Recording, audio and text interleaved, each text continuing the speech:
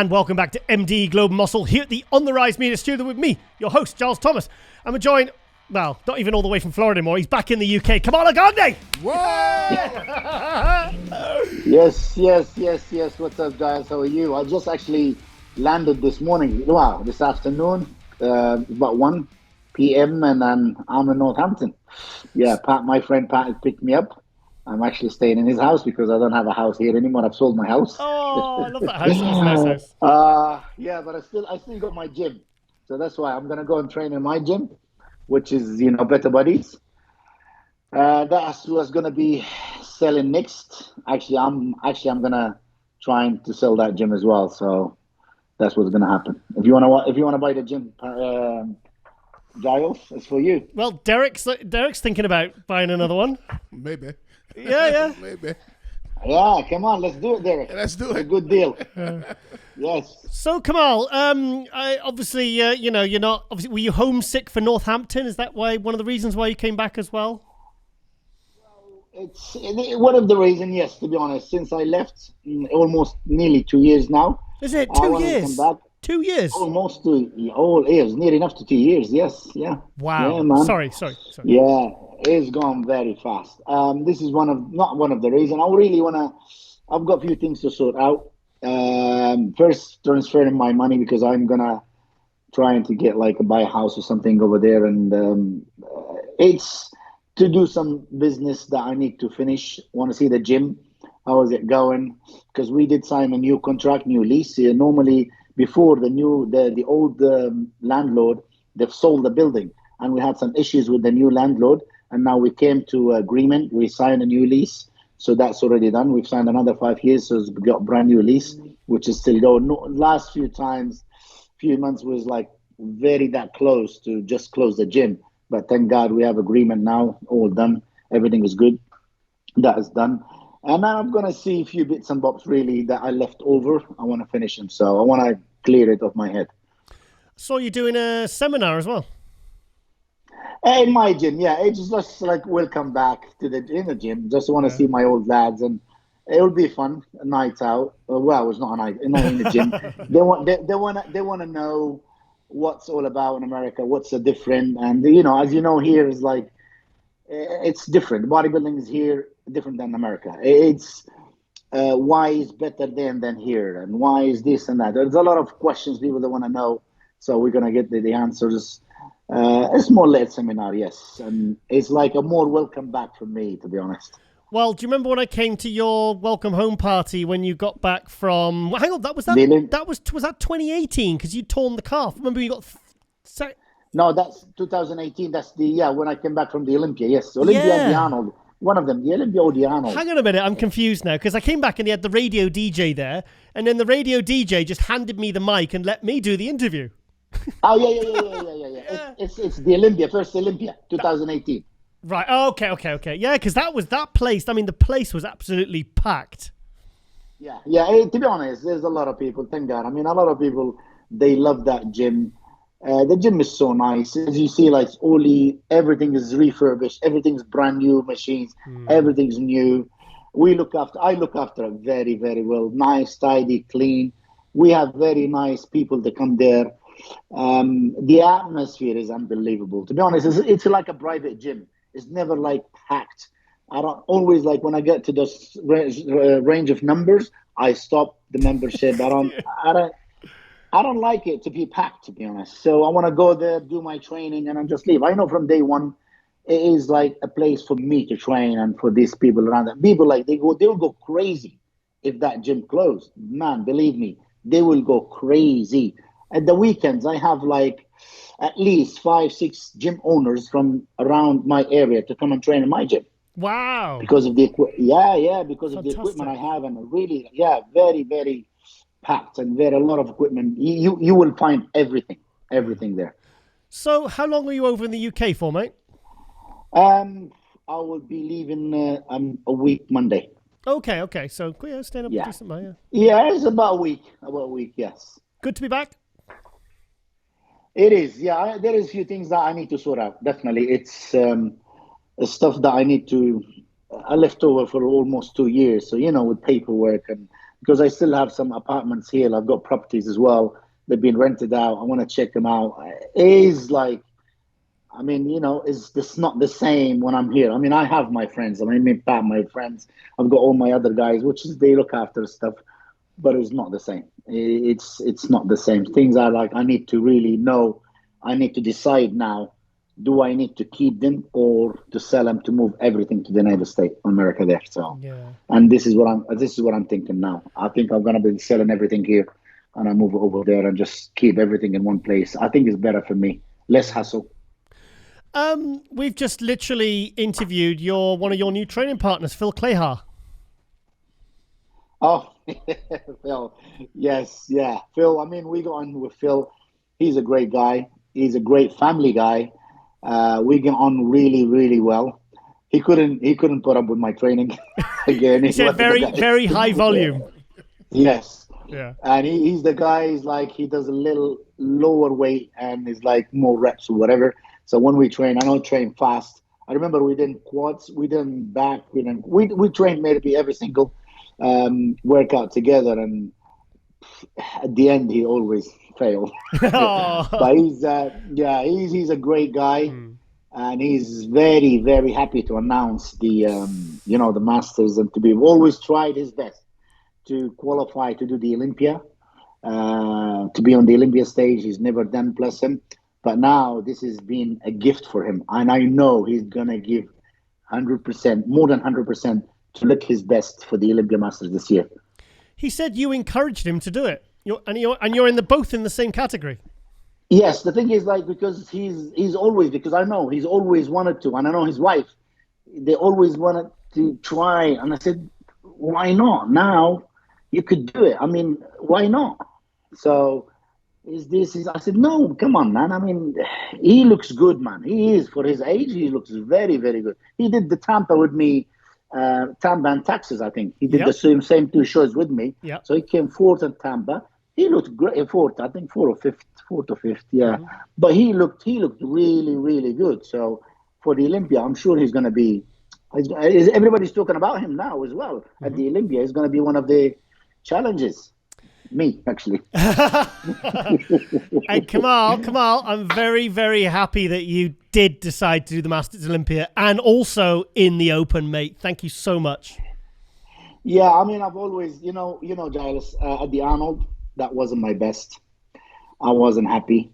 And this is one of the reasons I said I'm going to do the Olympia. I said, it's not me, because you know me, it's going to be, this is the end of my career. It's maybe this one, maybe another show, but I don't want to end my career a bad look. I want to end my career with the top. Mm-hmm. So I want to finish it off with my best. Mm-hmm. And this is what has happened to me. So I said, and I spoke to Dan. I said, what's happening? They want to try to push me to do the 212. I said, no, I'm not going to do the 212 anymore. 212 is always like trying to whatever. I said, if you want me to do it, I will do the Open. So, and I left it to that, and I did fill my application. I thought they're gonna push me to 212, to be honest. And then when the list came, I found myself with the Open. I said, okay, now we're talking. So I am in my prep now. So after Ramadan, because I've been fasting, so I took that time off. I spent most of that time with my family, with my kids, and everything for Ramadan. The whole Ramadan, we did our prayers, we did what we have to do, and going to the mosque every night, do my Taraweeh and everything. But I feel great now. I am ready for a new challenge, and I feel great. I feel really, really good. So, I mean, you said that last time we spoke, you said there's no way I could even make it down to 212 because I'm kind of ready at about 220. What kind of body weight would you think you were your best at? I mean, what did you weigh at Because I really liked Tampa last year. I thought that was a brilliant look. Yeah, 220 at Tampa. Bang on 220? 220, yes. So at the Olympia, the Arnold, were you heavier? Is that why you weren't at your best, or what happened? No, I wasn't heavy. I was lighter. Wow. I was ready. Arnold, I peaked up very early. I was ready like about 2 days, day and a half before. We peaked up really early. We thought we tried to do some maybe different things or whatever, but it didn't work for me. Day and a half. If you see me the day and a half before my show, I actually released one picture. I was ready then. That's it. It's definitely even stage. It's a stage day that day, and it did work for me after like day and a half to keep that condition and that shape. It didn't work, so we did what we have to do. I wasn't happy at all with my look. It's okay, but I wasn't happy. No way. That's not me. That's not my shape. That's not my condition. That's not my physique. I felt a bit maybe tired, maybe whatever. It's not me. It's not me. 100%. That is could be. I could have done a lot better than that, and hopefully, this is what I'm going to do at the Olympia. When you the say Masters Olympia. Yeah, Masters Olympia. So, what's your feelings on the lineup when you saw that it was released? To be honest, a lot of them that I don't know them. I know few. But for me, I don't care. I want to only, to be honest, Giles, I'm really saying this to the bottom of my heart. I want to beat myself. I want to be at the top of my shape, and I want to be at the top of what I could do. That's my things. I want to be happy with myself. I don't care what the rest is going to be saying, whatever. And I know, you know me long enough, Giles. I've always came in top condition. I've always came 100%. Maybe 2-3 times that I'm not on 100%. But I want to really improve it now. And it's a good title.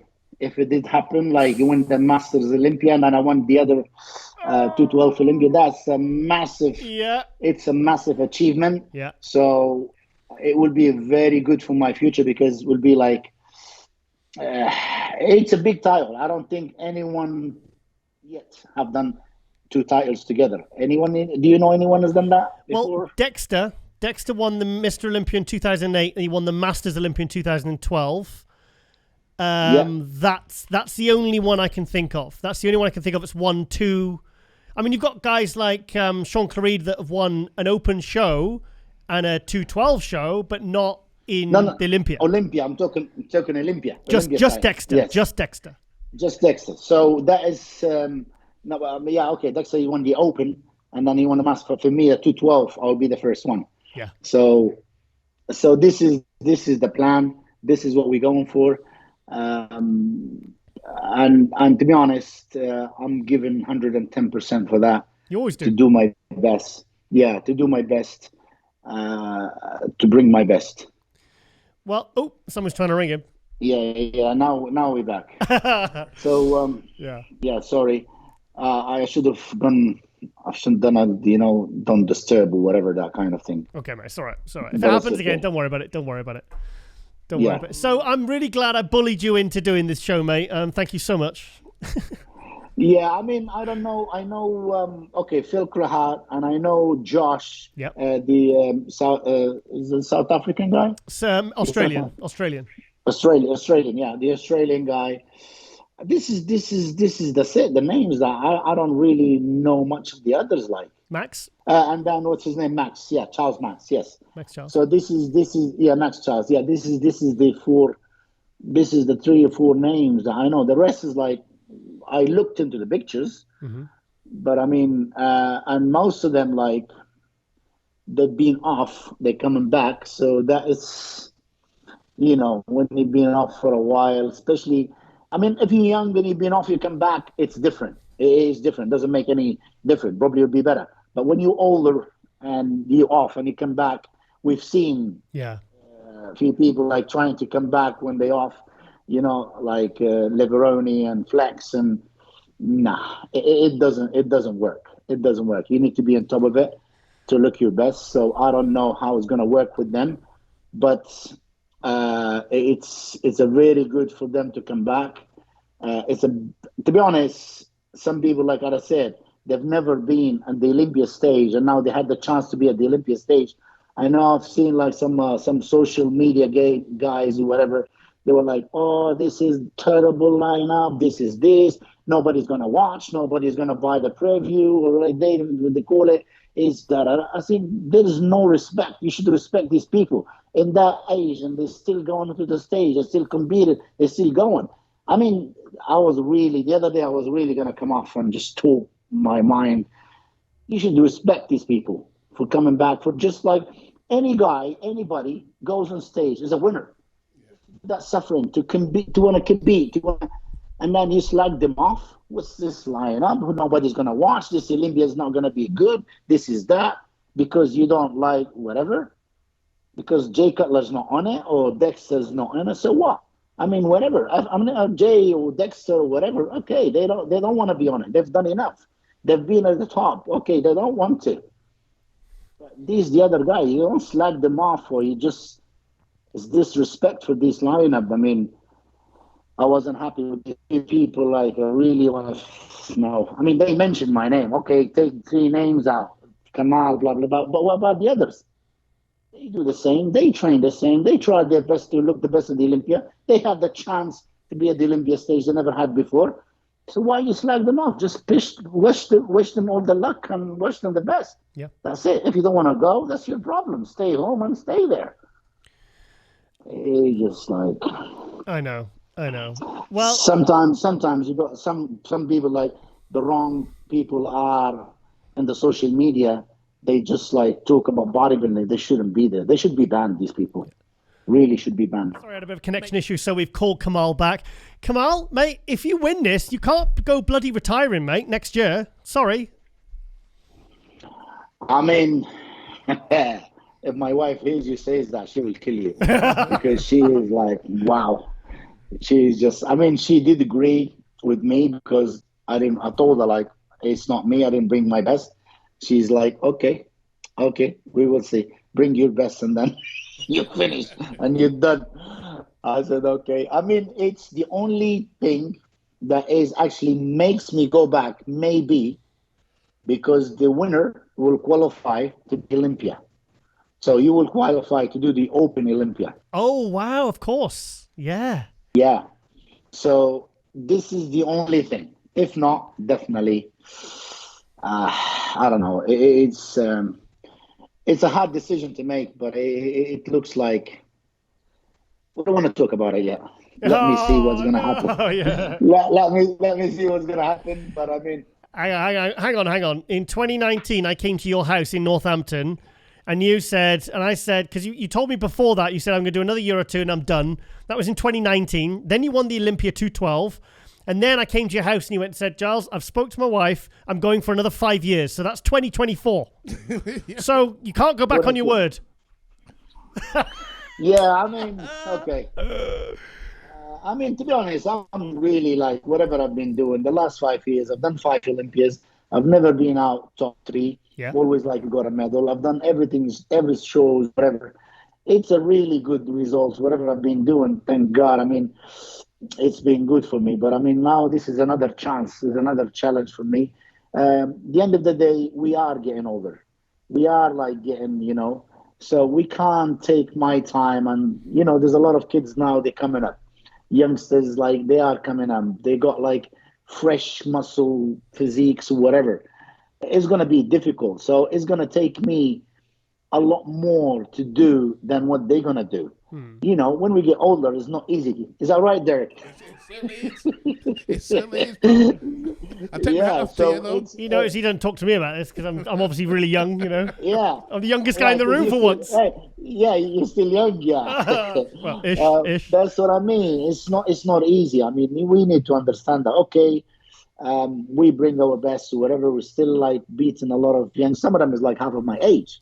So, yeah. But it is hard. It is taking from me. It's getting harder and harder every time. My shape is still there. I haven't lost anything. Actually, I'm bigger than ever at the moment. I'm 230 this morning. Wow. I woke up. Yeah, I'm actually doing right. I'm doing things that I've never done before. I'm trying them out, but it's still a lot of things to do. To be honest, I mean, you see the prize money. It's 20K for the winner. I mean, come on, man. I could do some other, me. I do business with other things. I get more than that. But when you compete, you're not focusing in business. You're not focusing in that. You're not going to travel a lot. You're not going to do what I've been doing. So I need to think to compete, to be there on stage, whatever, for my crowd and my whatever, or start make serious money because I've been losing a lot of money that I've been in a prep. Okay, it's good for me, that's whatever, but I still have a lot of businesses to do that makes me a lot more money than what I win at the Olympia, to be honest. I could do that easily. Yeah, but that even though you've got an Olympia title, another Olympia title in a different division, that's really going to be, because you have lots of different avenues of making money and revenue, and you know that extra Olympia title, mate, it's going to be, it's worth a lot more than 20K overall.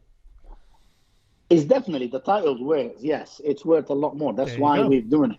That's why actually, for me, I'm going to be spending more than actually what I'm going to win.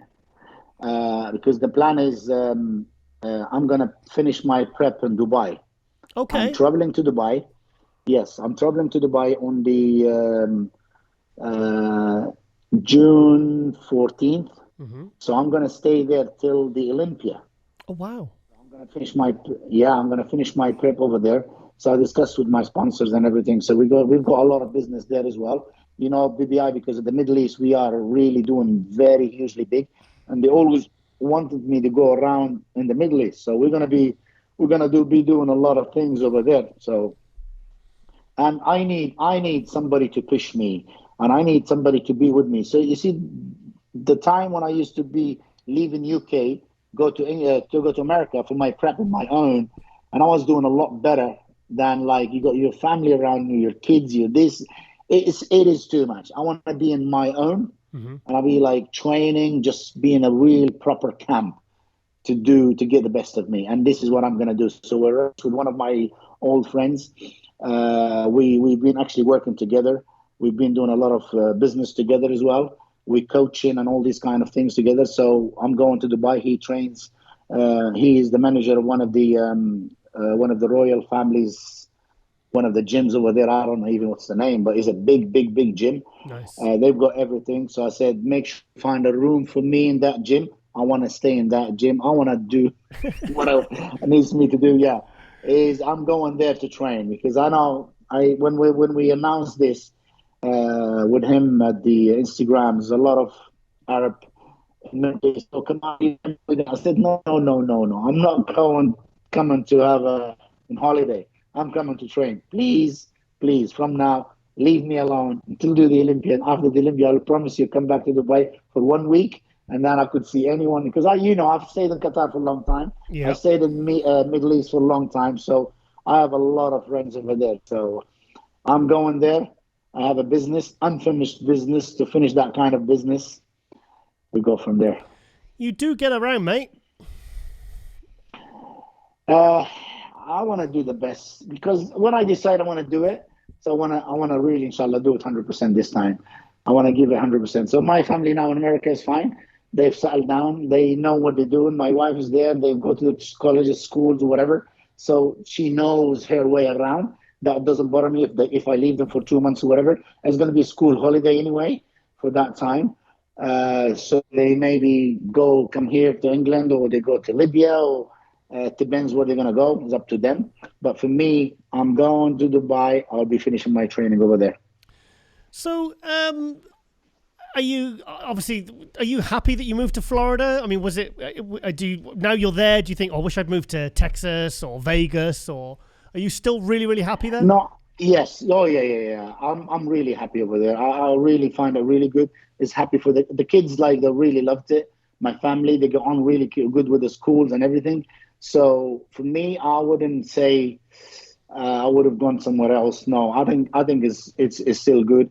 I mean, I met very good people there. I go to one of the gyms, which is in my 40. They opened that gym for me. All the lads there, we just like the atmosphere. We are together there. I mean, you see a lot of pros over there. We hang up together. No, it's a good place for me. Tampa is a very good place. And you've been I'm not really saying. And you've been it's like not bad decision, so it's good for me. And you've been training with everyone, Nick Walker, Yeah. Phil. Did you train with Derek as well, Derek Lunsford? Yeah. We trained together. Yes, I mean Derek, he doesn't train the same time as I train. He comes sometimes at 3. I train at 1, but we do sometimes. We train few sessions together. Yes, and then the plan is we're gonna train a few times together at the moment. We're going for the Olympia. So depends for this next coming 4 weeks. He's so busy at the moment. He's traveling. He's not doing even enough training for himself. To be honest, after like last year Olympia, he's been traveling a lot. He's been like all over the place. Probably I saw him last week. Yeah, I saw him last week, and then I haven't seen him for 4 or 5 weeks because I've been Ramadan, so I didn't go to my 40 gym. But he's traveling a lot at the moment, so he's getting as much of it at the moment. How cool is that? Another Brit, Samson, doing so well. What was your feelings on that, mate?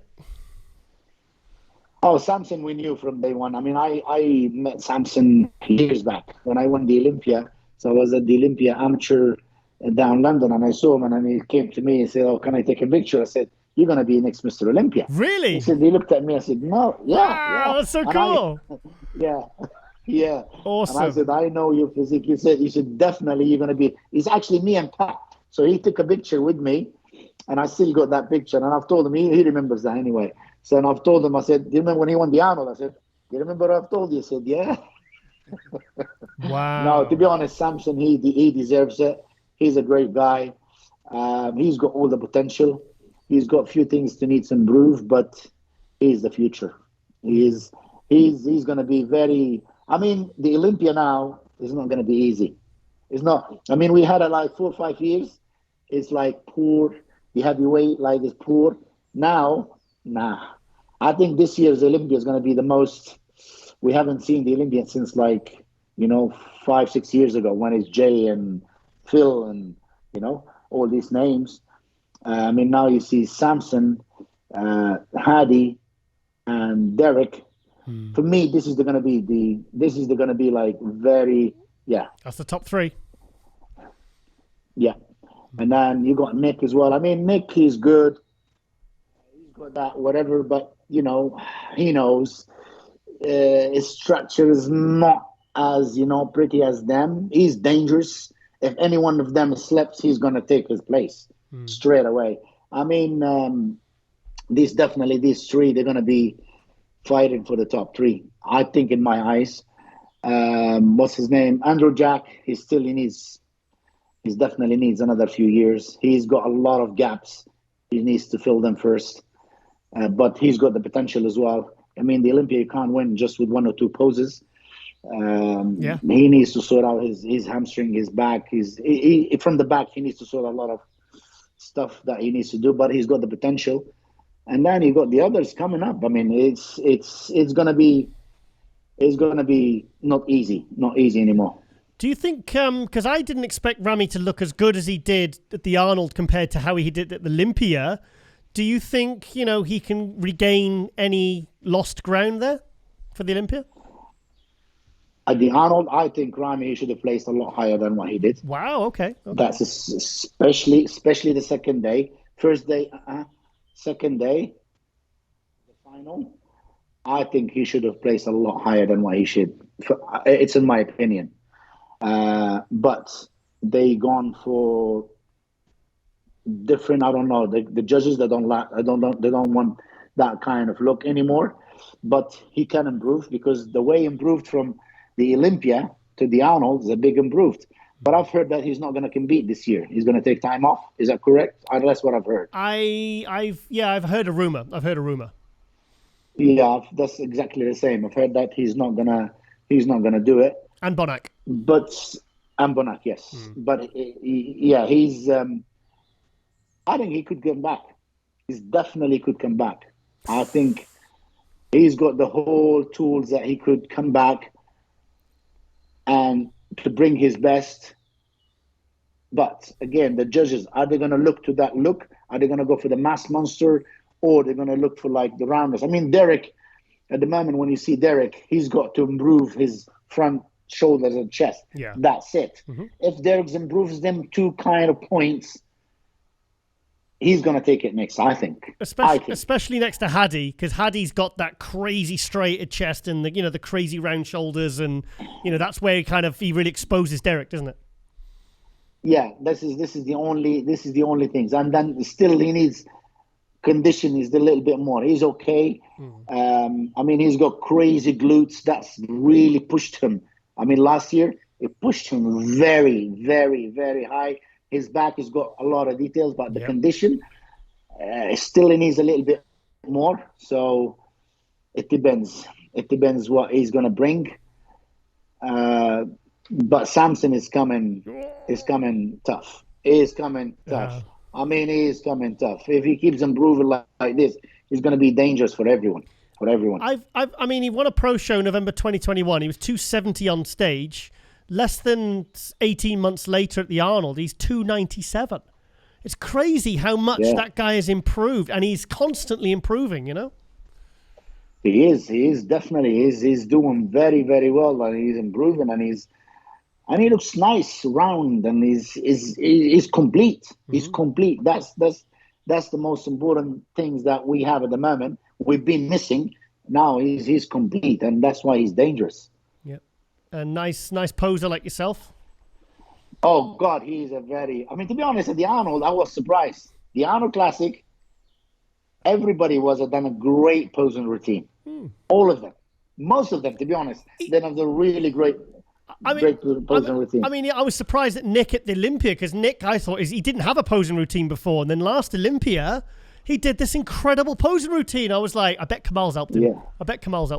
No. I mean, at the end, to be honest, he left Tampa, and then in the last 4 weeks or 5 weeks, he went to Vegas. So he moved over there, and then he's been doing things himself since then. I mean, really, but before that, yes, we've been training almost every day together. Yeah.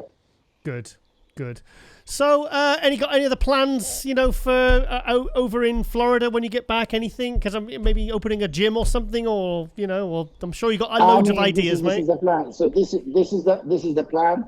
I'm going to try to really push. I'm going to sell my gym here, and then as soon as I sell that one, yes, this is the plan to open a gym in Florida, and Tampa anyway. It's going to be a private gym. It'll be probably the same size what I have here in Northampton. But yeah, it is the plan. That's the plan. Okay. And then I'm really pushing into my own business and pushing the supplement, as you know, and the gym equipment. At the moment, I'm going to do export and import company in America, which is I'll be buying the supplement from different brands or whatever, pushing it to back home and selling it. There's a lot of people always asking me if they can get brands or whatever.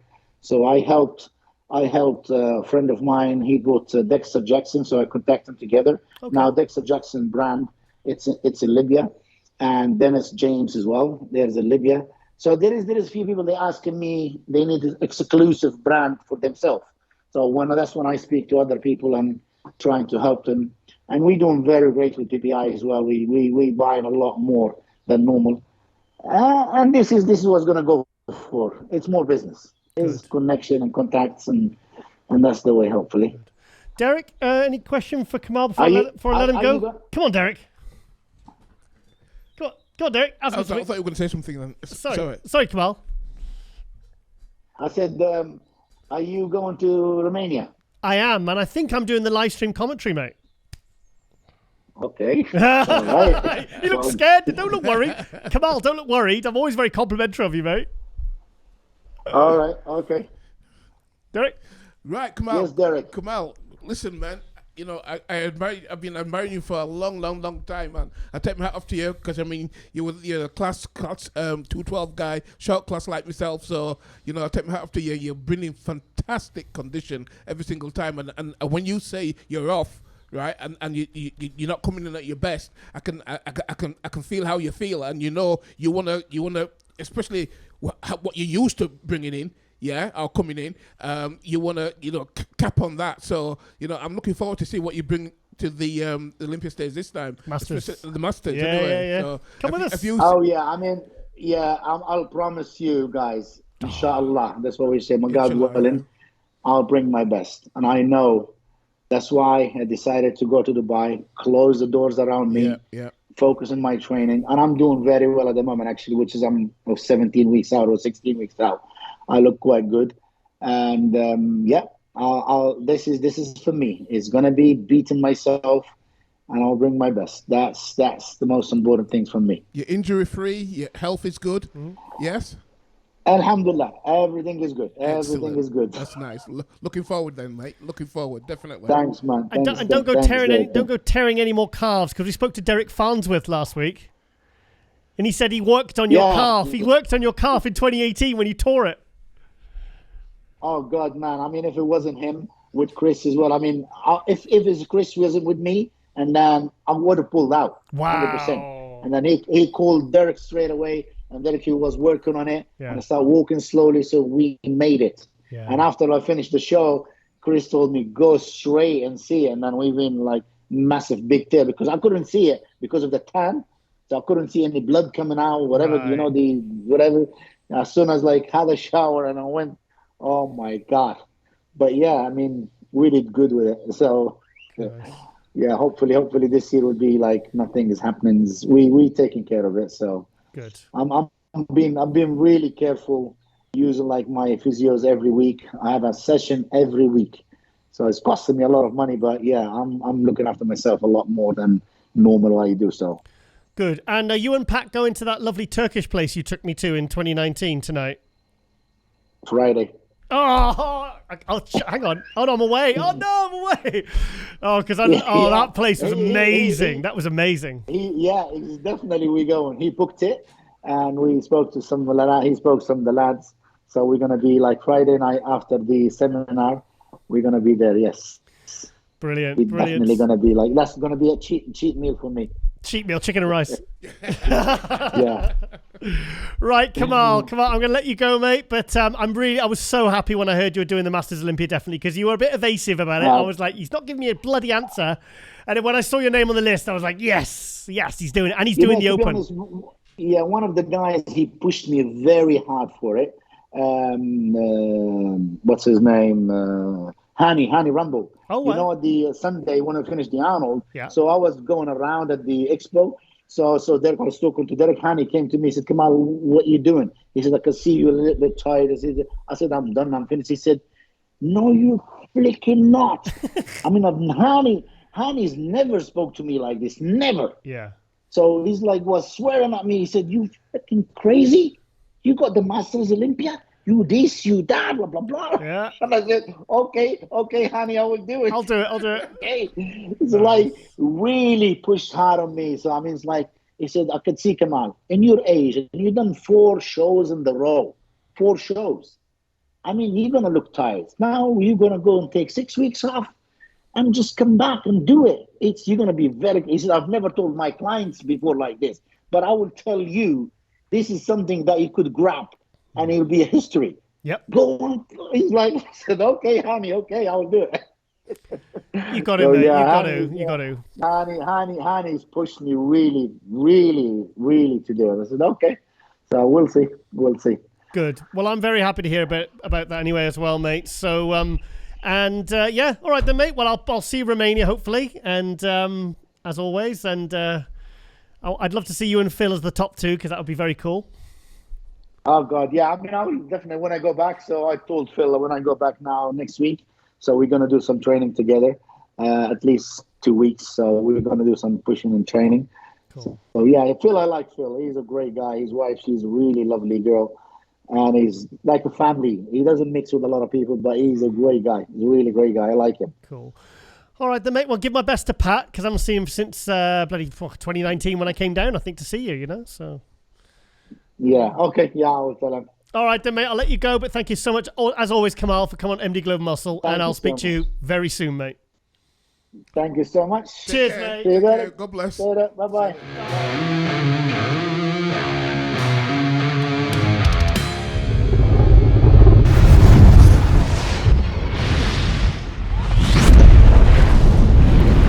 Only the Jamaican Tank, Phil Clahar. Whoa! Hey, Giles, what's going on, buddy? Derek's getting involved. Derek's getting involved as well, because he's a fellow Jamaican, Phil. So Yes, man. Much respect. Much respect. Do you want to just take over? No. You just carry on. Phil, haven't spoke to you for a while, mate. Mate, how's it going, mate? How are you? It's going good. Like I told you a little bit earlier, I have a little bit of hiccup, so just bear with me. The off season has been great. I can't complain. Right now we're coming in on week 9 on dieting. Oh wow. So everything's going good, man. Yeah. So obviously, I mean, the big news is I was very excited to see your name on the list for the Masters Olympia. Did you find out that then, obviously, when the basically the names were announced on the IG Live? I honestly wasn't paying attention because my mind is focused on the first show I have to do. So yeah, I mean, I knew about it. I did put in for it. Originally was not going to do it, but Kamal convinced me when we were training together. He's the one that mentioned it to me. So I told Kamal, if it works out, well, I'll do it. You know what I mean? So it sunk in, and I decided I was going to do it. So yeah, I'm very excited about it. So you're doing it. So you're 9 weeks into a prep. So what show are you doing? Are you going back to Texas, maybe? No. I'm going to Orlando. Okay. Orlando, yeah, the Orlando Pro. Last year, I think took third. Could have did better. Found a little bit more of a battle. I was a little off in prejudging. Mm-hmm. So this year we're planning on doing much better. So what date is Orlando? July 1st. July 1st, and then 4th of July weekend. Oh, okay. So then you've got another kind of 5 or 6 weeks to kind of get ready for 7 weeks actually. That's a long old prep. Well, before I roll into a bigger show, you know what I mean? So I've always did that for years. My limits have been about 3 shows a year. Mm-hmm. And if anybody knows me, I get better as I go on. So I wanted to start off a little earlier. I did have 2 other shows planned, but I was talking to my coach, and makes more sense on the health aspect not to push a second show before the Master Olympia. So we're just going to focus right now on Orlando. So tell us more about Kamal, because Kamal for me is one of the big names going in, like yourself, people like yourself, Max Charles, no, Johnny Jackson's not doing it, is he? So you're one of the kind of the front runners. So why did Kamal why did he want you to do it, given that you're probably going to be his main competition? Well, I wouldn't say I will be his main competition. Prior to him retiring, he's an excellent bodybuilder, a really big guy. He brings in ridiculous conditioning. Max Charles is Max Charles. I mean, he's been around for a while. Max does his thing. We've competed against each other quite a few times. We're good friends. Kamal, we train together. So Kamal's a really, really awesome guy, very family guy. That's what the sport should be about. I mean, it shouldn't be about, they're all great bodybuilders. And then you have, so some of the gentlemen I don't know that's doing the show as well. I mean, everybody could be a threat at any given time. If we come off, any of us, mm-hmm. The top 4 guys, it could be open for anybody. So I think everybody has opportunity to do their thing. So I think it's going to be a really good show. Of course, so do Max Charles. Mm-hmm. Well, not a which, so I think it's going to be the 4 of us mixing it up. So we'll see what happens. Do you feel more confident going into a Masters show than an Open show?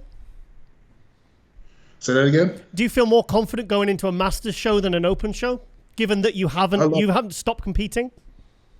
I love the Open. My age might say I'm Masters, but I mean, somebody tell me who is in the top 5 with top Olympians right now, nobody. So I love doing open shows. I don't want to say this the wrong way, but it just gives me more of a challenge to be able to stack up against the younger bodybuilders, especially the younger top bodybuilders. So if I still have it, which I'm really still able to make improvements, because I keep saying to myself, I am on my way out. My body just won't let me leave. It keeps getting better. Yeah. So I don't know why, but the open shows is just really more exciting for me. Not to disrespect the Master Olympia, but my main objective is to get on the Olympia stage. So I'm going to do whatever I have to do. If I win Orlando, win the Master. Sorry, Phil, we had a bit of a connection issue there. So how's your training going? Because you said you've always remained pretty injury free. So how's it going? Training's going good. The diet is tough. We're doing things a little different this year. So, I'm on no carbs right now. So I'm literally doing this interview on no carbs at all. None. But none. And you're like a 270 guy, though. Yeah, but we're coming in with that conditioning. I mean, I've been drilled. For some reason, the judges believe Tampa from 2021, was it? Yep. And I thought I brought better conditioning at the Tampa last year, but I was a little flat, they said, in the pre-judging. But we're going for conditioning shape. I'm bringing my waist in a little smaller. Wow. So we're playing a game plan. So I've been structured like this in the past with carb cycling, but we're not doing that. But where I'll go with no carbs for a certain amount of day and then come in with carbs. This time around, it's not necessary carb cycling, but we start off the day with no carbs. I'll get a little on meal 2, a little on 3, a little on 4, then none again for the last 2. So, but my workouts are great. I mean, I feel very strong. Of course, I don't really push it crazy in the gym because I don't want to get injured, but the training is the best training so far in my whole career. This is probably the best I felt since I first started competing. So, wow. I'm feeling really good. I think that having a good long off season, which I've never had, I normally do an off season for 3 months, and then I'm getting ready for a show again. So I had about 7 to 8 months this time with one coach completely on an off season, and now we're working into the competition season. So he's working very, very well, not just with my health and supplementation, just the friendship, the mental capacity of just being that coach to keep me driven, even though there's times I don't believe in myself. So, it's going to be special, man. I just count one day at a time. You know what I mean? I don't try to ever look forward. As Jamaicans, which my friend know, we don't look ahead. We take care of the task in hand first. So that's why I'm really excited for this Orlando, because this goes the direction we wanted to go. It's only going to push me in a much more positive direction for the Masters. So obviously Orlando's in your back garden, really, isn't it? Backyard. Yes. Yeah, about not even an hour. Okay. About an hour, 45 minutes to an hour. Yeah. That's good. Do you not fancy? I mean, a lot of people are upset because I'm not doing the Tampa, but it's too close to the Masters. The Tampa, I'm trying to fly out for the Masters a week ahead of time. Okay. So who are you working with then? Blue Taylor. Blue Taylor came in towards the tail end last year when I left George. He helped me for Tampa and he helped me for Texas. So you're looking at only 4 or 5 weeks. He was able to transform me from the look I had at Orlando to come in with much better conditioning. And then I was told that the Tampa conditioning was crazy, but I was flat. So if I could come in a little bit fuller for the Texas, which I did, I came in almost 10 pounds heavier, much fuller. Wow. But it still it went worse. It's very hard to figure out what the judges want, but every year it tends to change. So. Thing is, when you're someone of your size, to try and get the conditioning, the fullness, that's probably why it's a good idea to do multiple shows, so you can at least try. I remember I spoke to Nathan De Asha, and he would try different things for different shows, and then try and work out what was best for his body. Yeah. So I think I am going to Romania as well. Oh, get out of here! Yeah. I think I'm doing the live stream commentary, so I'll be talking about you when you're on stage, mate. So I'm definitely excited to hear that. I mean, I've only seen you on through the lens. I've not seen you in person, so that'd be awesome. I know. I was hoping to see you at the Olympia, mate. Even just attending, but I was keeping an eye out for you, but you weren't there, mate. I didn't see you. Oh. That's because it was in Vegas. We don't really travel to Vegas. And when it was in Orlando, we were at all of them. So okay. Fingers crossed. God willing, we'll be there on stage in Orlando this year. Well, obviously the Masters Olympia, if you win that, that gives you a qualification for the Olympia. Yes. So is that an incentive for you doing this as well?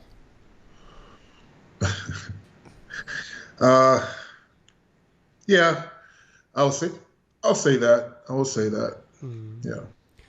I mean, I'm really happy that the Masters Olympia is back, because I went to the one in 2012, and also I'm quite excited the fact that there's no kind of I like the fact there's no returning guys coming out of retirement from 10, 15 years ago, because they tried that.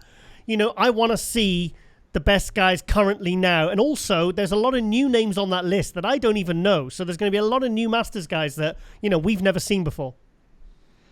Yeah, one of them I think is on my Facebook, Big Mike. He carries some good size. I never met him, but he's a good guy. There's another one. He's won several master shows. What is his name? I can't remember his name. I don't know if he's doing the open or he's doing a 212. Vinny Galante, yeah. Oh, Vinny, yeah. Vinny. Yeah. So, I mean, like I said, there's a lot of opportunities for these gentlemen. You know, a lot of people are not positive about the Masters. I mean, I heard so much stuff circulating from the time they were talking about it before they put it into play. You know, and this is coming probably from the younger generation. You know, listen, at the end of the day, we all know that we're trying to keep everyone healthy, you know, and a lot of people mindset is, you know, why are these old guys jumping on a master stage with everything that's going on in the past with Sean Roden and all these other people, you know. And I tell people, listen, the key thing is if you're still active, there's nothing wrong with doing the Masters. If you're still an active bodybuilding competitor, but you got to respect these guys, man, because some of these younger athletes, God willing, hope they can have the opportunity to still be able to do what they love at a later age. What we're showing is longevity, and that's one thing that me and Kamal was talking about when we were training, is staying healthy and having longevity in bodybuilding. So I think it is a positive for active master competitor to compete, because they're displaying that, you know, they've been doing it for a very long time and they're still here. You know what I mean? With no health situations, you know, and, you know, some people talk about, you know, oh, well, the drugs this and drugs that. I never took a lot of nothing, you know? So I don't know why people are pushing the whole drug issue for masters competitors when there's a lot of them that don't really push a lot of anything. I said, let everybody be happy and enjoy themselves and have the opportunity to grace the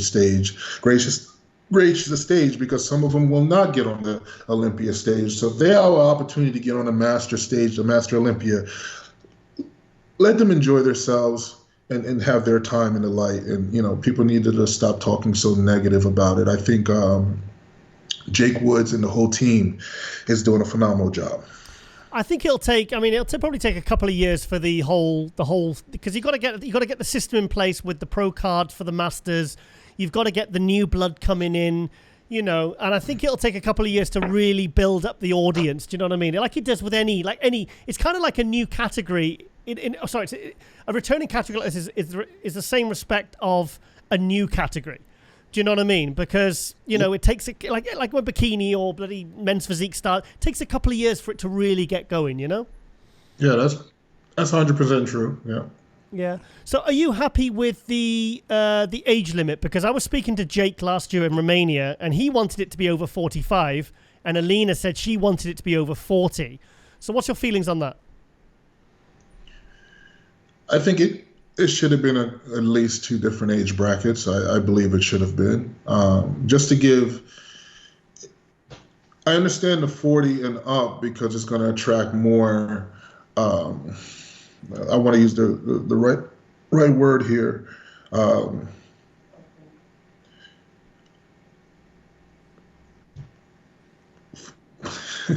You can say it. Well, now these days you got to watch how you word it. Look, I will say they're looking for some more attractive physiques is the way I'll probably go about it. So by doing the 40 and up, it gives an opportunity for eye-appealing physiques than to do the 45 and up, which I think it should have been split, because then I think that I believe it'll give someone that's older more of an opportunity than go up against somebody that's younger. But then I could say the same thing. I don't care about going up against somebody 40, because I'm going up against guys that's 20s. Yep. You know what I'm saying? Yeah. But that's just me. That's just me. But no, I think that it should have been in at least two different categories. That's what I believe. But, they run the show. They do their thing. Well, I spoke to Jake. Like I said, he wanted over 45, and then Alina says Alina's reason was, I want over 40 because I want the best quality. There you go. There you go. That's the word. I know you was. I can see it floating around your head. I'd rather listen, Giles. I'd rather you say it than I say it. But yes, that's all right, man. I mean, I'll get enough hate anyway, so it's all good. It's all good. So yeah. So did you not fancy returning to Texas this year? I'm getting wiser as I'm doing. Makes one of us. Trying to work my way out of this thing. When I was a couple years, me, man, I jump in all the top shows and I don't care. Yeah. I want to go up against the best of the best and see where I stacked up, And the most exciting year was, of course, going up against Ian. That was awesome. Go up against Ian. He's one of the top Olympians, and it was very exciting. But I believe I could have done much better the following year, and I don't think I really accomplished what I wanted to. I think this year, once again, I take it day by day, week by week, month by month. We're in a good place right now. So long as things continue falling into play. But I decided, I was always taught and told by a few people, not saying no names, you have to pick the right shows. You expect to go to Olympia, you have to pick the right shows. You can't just jump in all the top shows, because we all know, I'm going to use the word politics do play a part sometimes. You know what I mean? So I believe that Orlando to strike early. Last year I tried to strike early, but then I got caught up in Boston with everybody coming from the Army. Yes, that's right. Yeah. Of course, yeah. So, and then of course Tampa. I mean, all these shows last year was tough, no matter which one you enter. So this year I just figured, hey, once we figured out that we were going to do the Masters, really this is what was going to happen. It was going to be Puerto Rico, Orlando, and then get ready for the Masters. Okay. Puerto Rico got canceled, so Orlando was the next bet because it was a week following Puerto Rico. So I was talking to my coach. I said, man, my body's always geared to doing 3 shows. So what about doing Orlando, Chicago, and then go into the Master Olympia? And this is why I love Blue. He says, on a health aspect, I don't feel comfortable with it, because you're going to one show, another show, then we're going into a third show. You win that, then you got the Olympia, that's 4. So health-wise, he don't feel comfortable with a lot of supplementations trying to keep a certain look flowing in. Not going to get a lot of coaches that cares about their athlete like this. So I said, okay, so let's do Orlando and then let the body rest, because I want to come in at my absolute best at both shows, but definitely I want to do so many people that have reached out to me, pros, fans. I want to come in and not let nobody down. So I want to come in at Masters ready to freaking bang with Kamal, Max, whomever. So I want to make sure I don't wear myself out. So let's do this Orlando, regroup, restructure our mind, and then focus to flying to Romania. My favorite look of you was that 2021 Texas, when the top 3 was you, Ian Valier, and Steve Kuclo. I mean, that was a top 3. Ron Harris was there. He said that top 3 could have gone in any order. Yeah. And you had the guy, the 7th place at Olympia, top 6 Olympia, Steve Kuclo. That for me, I know the lighting was really good. I mean, sometimes athletes say, no, I was actually better at, Tampa, but the lighting was just better at Texas, and everything else. But Yeah, I think that kind of, in my head, that kind of Texas look, I think that's a front runner in the Olympia, mate. That's the front runner at the Masters Olympia. That's going to give Kamal hassle. That's going to give Max Charles hassle. Josh Lenartowicz. They are all going to have their hands full if that version, if you peak that well again, that for me is a winning physique. And I'm right along with you. I thought that Texas was better than Tampa. I just came in really granted, and even Sean Roden, God bless his soul. I mean, when I saw him at the Olympia prior to several weeks after the incident, he told me and Patty that he brought one of his friends around and he's like, man, this guy looked like granite. He looked like a statue. Yeah. He looked ridiculous, you know. Yeah. And he said, I warned people about the Jamaican blood. I tell everybody don't mess with the Jamaicans, and this was Sean Roden was saying, but the only thing, that physique was great, but one of the key things I take into play is I brought up my hamstrings this year. My front quad sweeps got a little bit better, which I really didn't need. Wow. I brought up my shoulders, so my shoulders are wider and much more rounder. My back development, which I really didn't need to develop that anymore, but for some reason the back, I don't know if you've been seeing my Instagram, my back is fully, it's ridiculous. So we're bringing up my quads and my hamstrings for my side shot and my back shot, because that was told to me, Tampa. This is what happened. Tampa and Texas, it was very close, but we needed your hamstrings a little bit more thicker from the back, from your back pose, because you're blowing everybody out with your back double bicep or your lat spread. Yep.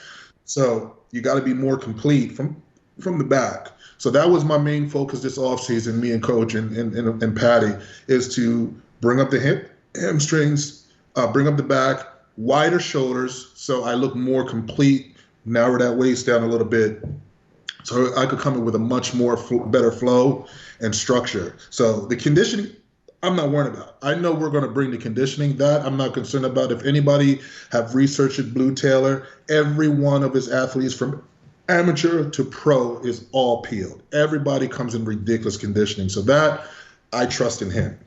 The shaping, molding, and what I need to do to try to bring that look from Tampa and Texas, but in a much more appealing and right parts brought up.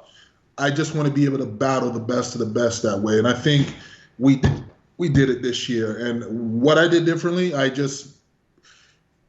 to say, like, I always train hard, but I guess I had a little nudge on my shoulder that, I'm giving myself a 2-year window. And that's this year, next year, before I make my decision of walking away. Oh, wow. So I said, if I can't push myself in the gym to bring up these parts and win a pro show and just leave something for my legacy, for my grandkids to look back on and say, man, Pop at 48 and 49 and 50, because, when I plan on walking away, did this. But I want to know I walk away knowing I gave 150%. This year was the best year I've ever had for any show prep. Even when I looked good at Tampa, Texas, I had a lot of obstacles physically, health-wise, and I still did them, and I still looked that way.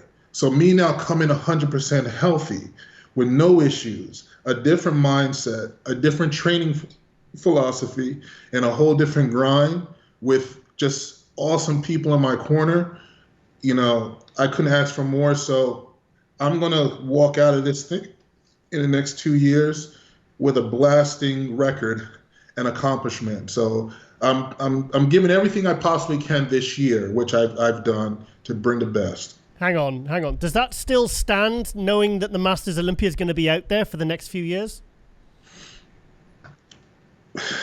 Come on. Giles, you're something else. Now, granted, me stating that, if I have improved at 48 in June, I turned 49, and I can continue to improve, who knows? You know what I mean?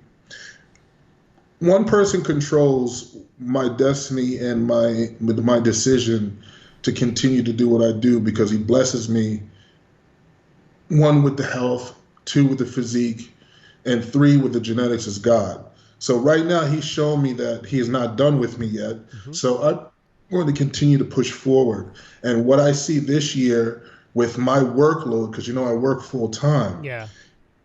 And I also coach athletes, and I also do online training. So to do all this and still have to train at an elite level is very, very hard. Yeah. So even being on this diet and my clients putting up with my mood swings is very, very hard, because that can also hurt my business as well. But I got great clients. But I just want to show you, Ron, everybody, what's his name? It's all right. You're on zero carbs, mate. We'll let you off. Kelly. AJ Kelly. Oh, okay. Yeah, let me tell you something, all these great people that has been backing me when I wasn't nothing. Nobody even knew my name, Ron, I just want to make not only myself proud, but every supporter that always believed in me and said, I just want to see Clahar at this point. So I'm putting everything I have in the basket, and I'm not holding back. So this year I want to bring my best. So God willing, I don't disappoint, and I do just that. But by the sounds of it, by you saying, okay, I'm going to do this for this year and next year, it sounds like it's really put a fire under your ass. Yeah, I have to give myself, there I think that, if you give yourself a time limit. Yep. I was a wrestler, and anybody knows, I think Tyler was a great wrestler in his time, Tyler Minion. Yep. I was telling my wife just this 2 weeks ago I called her from work because I was telling her the updates from Blue. And I said, all the previous years I was always just looking, okay, so if I don't do well at this show, I'm going to do this show. I was giving myself a reason to fail. Plan B. You know what I'm saying? So now I'm not giving myself a reason to fail. I don't need to do tons of shows because, one, it's just not healthy for me to do. So I said, you have 2 years, Phil, to get it together, this year and next year. And if you can't get it together, then you just don't deserve to stand next to the best in the world. So by me doing that, I don't know what fire it struck, but, I'm training very hard. I'm putting that time in the gym. I'm going that extra mile, I want to say. And, just watching people like Samson Dowda, his dreams come true, and watching him from so long ago, hustling and bustling to get to where he's at now. He was a big inspiration in a lot of my thought that no matter what, if you put your mind to something, you can get it done. So I praise him. I really, really praise him for the hard work, dedication, and also the great job that Milos does, because Milos has been a big supporter of mine, and I've communicated with Milos plenty of times about a lot of things. So Samson, man, great job, man. And I see how now he's very, very active. My man is setting that Olympia presence already. Yeah. In foundation, with his traveling and everything he's doing. So I commend him for it. Yeah. So how did you connect with Blue Taylor then? How did that all come around? I've been watching Blue for a good year and a half. Okay. Through social media. And then when I did Boston, I was very disappointed. Even though I took 6, and I honestly don't even deserve, I told myself, no disrespect to Steve Weinberger and Billy and all those guys, I didn't do 6th place. I did not come in the shape coming from the final year I should have. But I took 6. So I took that hard to Boston. So I wanted to come in much, much better at the Orlando. Now, the competition was, as I don't want to be disrespectful, it wasn't as tough as the Boston, and I took 3rd. And I'm saying to myself, Phil, what the hell is going on? You're much better than this. 3rd is not what I'm looking for, especially coming off of a record-breaking season. I had to make a call, So I've been watching Blue, and I called him on the phone. I said, listen, I've been watching you for a while, and I need help. Yeah.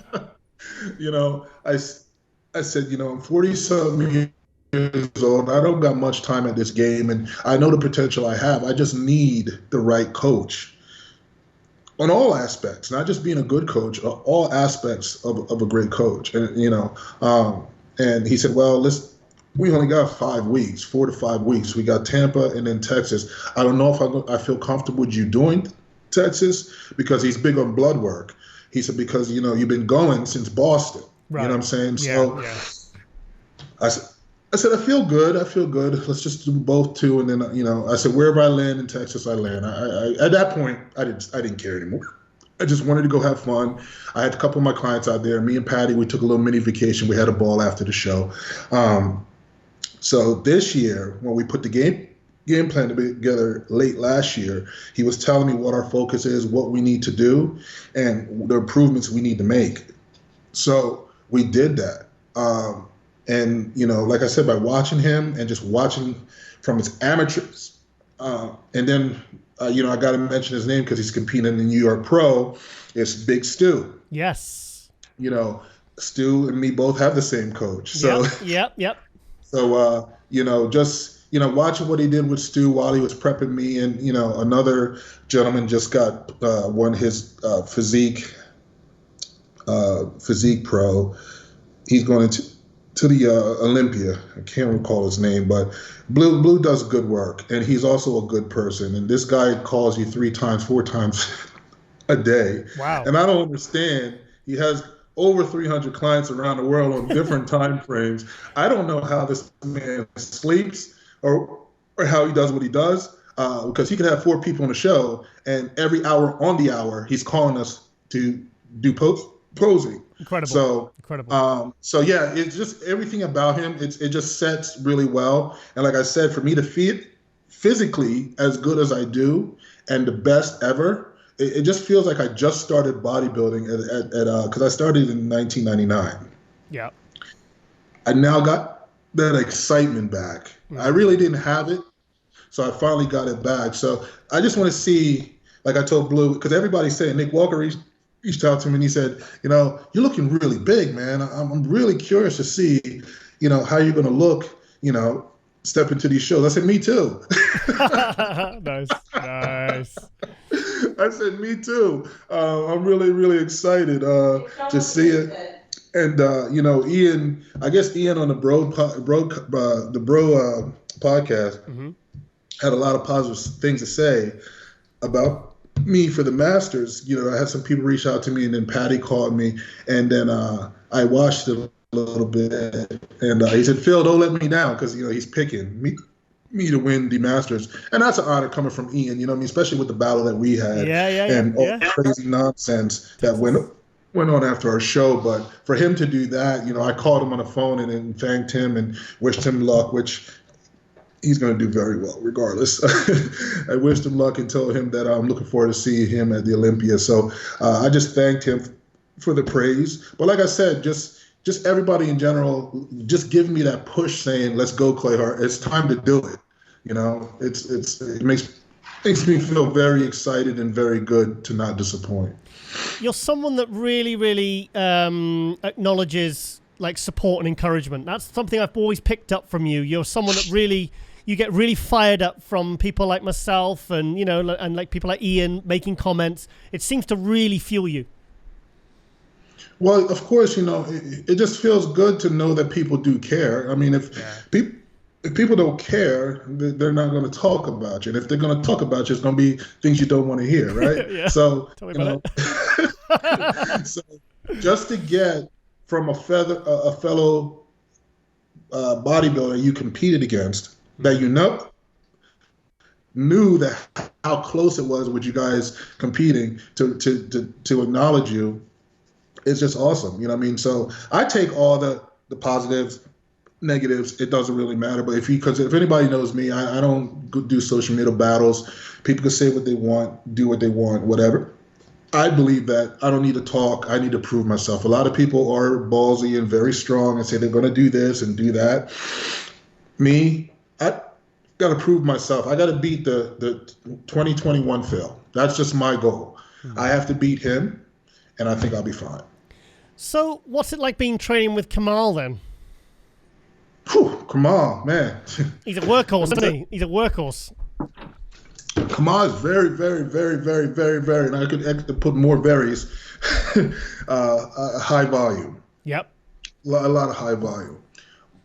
So it was really exciting, and it was a learning curve to train with Kamal. But with my training philosophy for my body, high volume is more towards the last 3 weeks of the show. Mm-hmm. Lighter weight, not pushing anything crazy. I just build my body a little bit differently because you got to understand I've been training on my own for majority of my career. So I know what works for me, and with the changes I've made. So training with him was very exciting, very, very outgoing, and very. I learned a lot. He's a good guy, man. I could never, ever, ever have anything negative to say about Kamal because, like I said, he's the one that mentioned the Masters to me. If he never mentioned it, I probably would have never done it. So he's one of the reasons why I'm doing it. How cool would it be if you're the last two guys standing in Romania? That'd be awesome. Yeah, it'd be awesome. It would definitely be awesome, and I would enjoy it because it's like, he's awesome. You know what I mean? So it'll be. I'll leave it at that. It'd be awesome. We'll see what happens. And you're two guys that are still improving as well. I think there's a bit of is that a coincidence? Yeah. And it's quick. You'll have 151 and 149. You got the two, I want to say old heads, but you're going to, I don't know. It's something exciting about that picture. And I see it. I envision that's the direction it's going to be. Mm-hmm. But once again, not disrespecting any of the athletes. At any given time, anything could go wrong. So that's why I want to make sure I get there a week ahead of time to adjust to the time change, let my body adjust, so I can come in at my best. And you will like Cluj because, mate, the restaurants are so cheap. I've been there.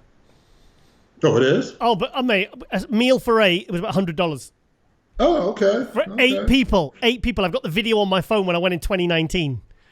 I thought it was a mistake when I worked it out. So, and it's a beautiful place, and Jake showed me the venue on his phone in Romania last November, and I was like, wow, it's the venue alone is a big deal. That looks like a little bit much bigger than the Olympia stage, honestly. Like they outdone themselves with this whole venue. They really did. I mean, Jake's team, I've been to Romania last 2 years, obviously been to Olympia, and Jake's team, they put on really, really, really good shows, mate. They really go for it.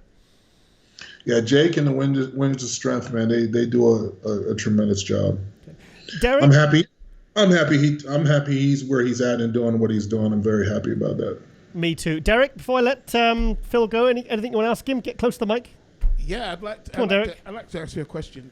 You said that well, there's 2 questions I'd like to ask. No, a bit closer. Turn the mic up a little bit. Sorry.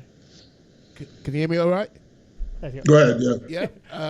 He says you're 9 weeks out from the show and you're on 0 carbs now? You're doing the 0 carb? It's not necessarily 0. I think it's about 200 something grams, but still 200 something grams is 0 to me. But wow, yeah. Like it's 280. He's like, what, you 280 now?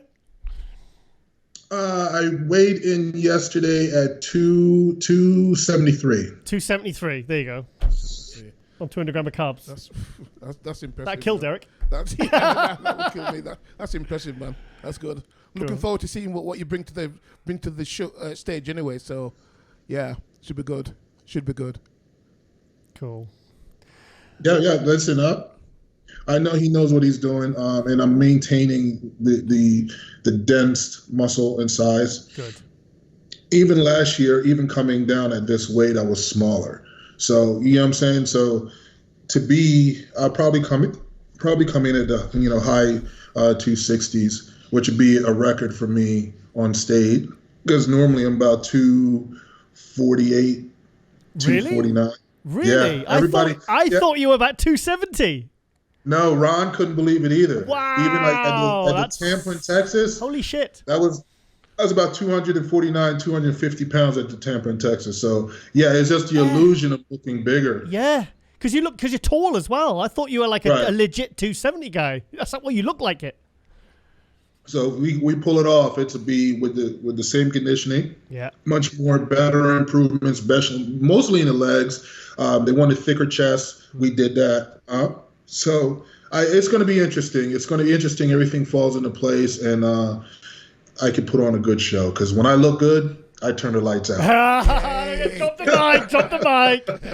Phil, I'm going to leave it there, mate. I'm really excited to see what you're going to be bringing to Romania. I've got to be honest, mate. So once again, thank you so much for coming, MD Globe Muscle. And when you first came on, I thought you looked a bit like vacant, and I thought you looked so tired. But then you came alive, and you just. Well, you always find some way to wake me up. I watch every one of your podcasts with every different pro, and your energy is always fire. I don't know how you do it, but you do a great job, man. Praise to you. Continue to do what you're doing. You're doing a great job for the sport of bodybuilding, man. And I love you. So just keep doing what you're doing. Thank you, Phil. And mate, like I said, I'm really looking forward to meeting you in the flesh in Cluj, Romania in August, mate. I really can't wait. All right, brother. Me too. Thank you so much. Thank you so much, yes, Phil. Man. Take care. All the best. Cheers. Right. Jamaicans in the house. Jamaicans in the house.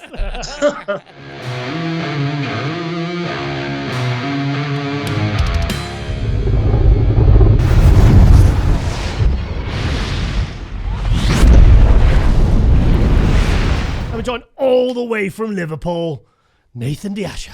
Whoa. What's happening? Nathan, mate, we haven't spoke for bloody ages. How the devil are you?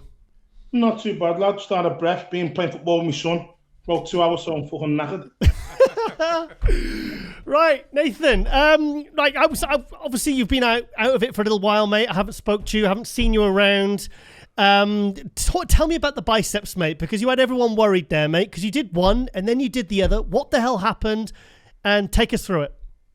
So, just signed with Yamamoto last January again. We were doing a video shoot for promotion, and then when we did the video shoot, I ate it the day before anyway, tweaked it a little bit, felt nothing of it, and then we just, that day doing the shoot and stuff, it just went. And the guys at Yamamoto still happy to sign me on and keep me on and, be with me, so that was good. And then we'd been like end of May, June, started to get back to training, hoping that we could qualify for last year's Olympia. Well, no one could qualify, doing the late show. And obviously, I spoke to Patrick Jordan. He got behind me and told me things to do, And then, obviously, I'd been to the Pilates studios, and they had some new machines in the Pilates studios, and they had this new this incline bicep curl. Didn't like it. Said it was a load of shit. And then I was curled, I felt my arm go.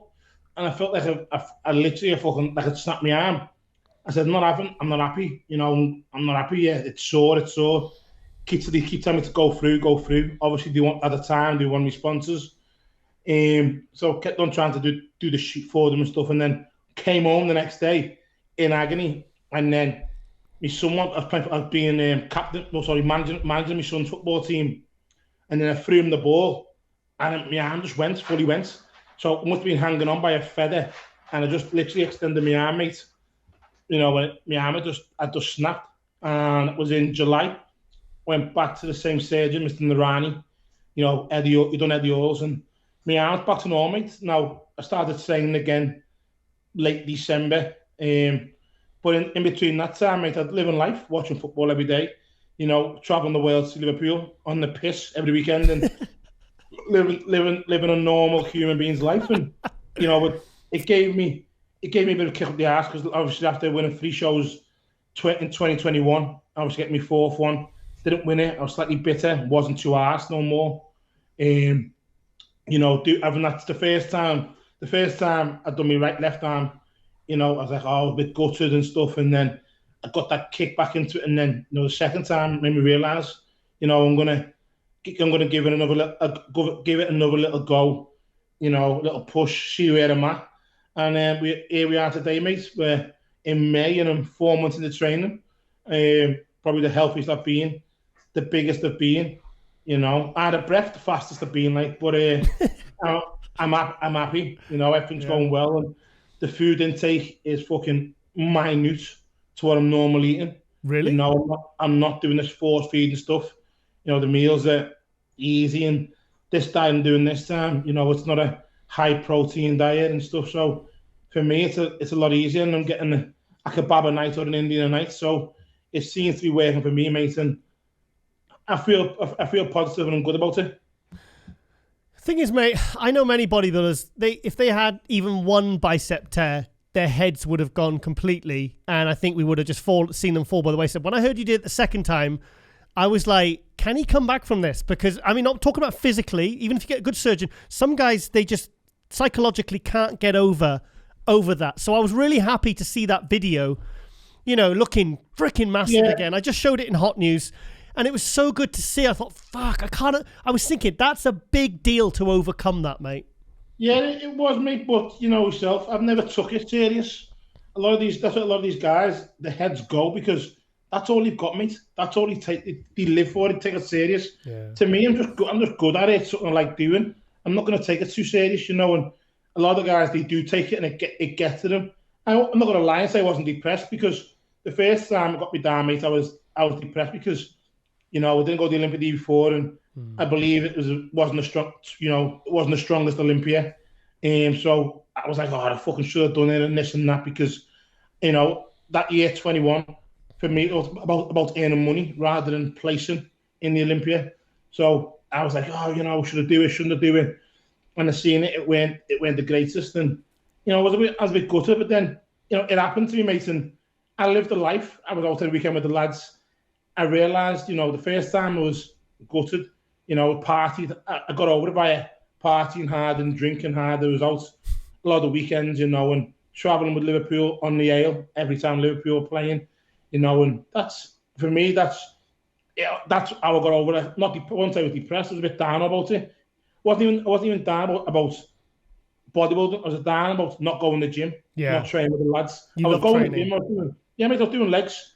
I was doing legs 2-3 times a week, and what I'm doing right side of the body. But, you know, I missed that banter with the lads every day. For me, that's what bodybuilding is. And I said it before, mate, to just go in the gym and having a crack with the boys and just having a laugh. And that's what I missed. That's why I started going to the football games, because more often, because I could have that crack with them, with my lads who go there, you know. I mean, I've seen you in the gym, and you are someone you're like kind of like Ronnie Coleman. Do you know what I mean? He just lives like that's a highlight of his day, going to the gym, training. You know, in your case, it's you're training at your gym with your friends, and you can see you really enjoy your training. So I can imagine that was quite hard for you. Yeah, mate, it was hard. I was going there, but you know, I was in there 5 days a week with the lads. I wasn't training my ass off. I was just going there, ass and round, doing one side of the body. When it came to legs, you know, I was training my ass off. But that's all I could do. But, you know, the food weren't the best because I weren't eating that much on the days I weren't training. But it just gave me a perspective on life to where I realised, you know, that I do want a normal life very soon. I don't want to stick to bodybuilding forever. And it secured that goal to where to say, you know, in 2 or 3 years, mate, that's me, I'm finished, I'm done. It secured that mindset to where I don't want to be in the sport when I'm 40 years old, mate.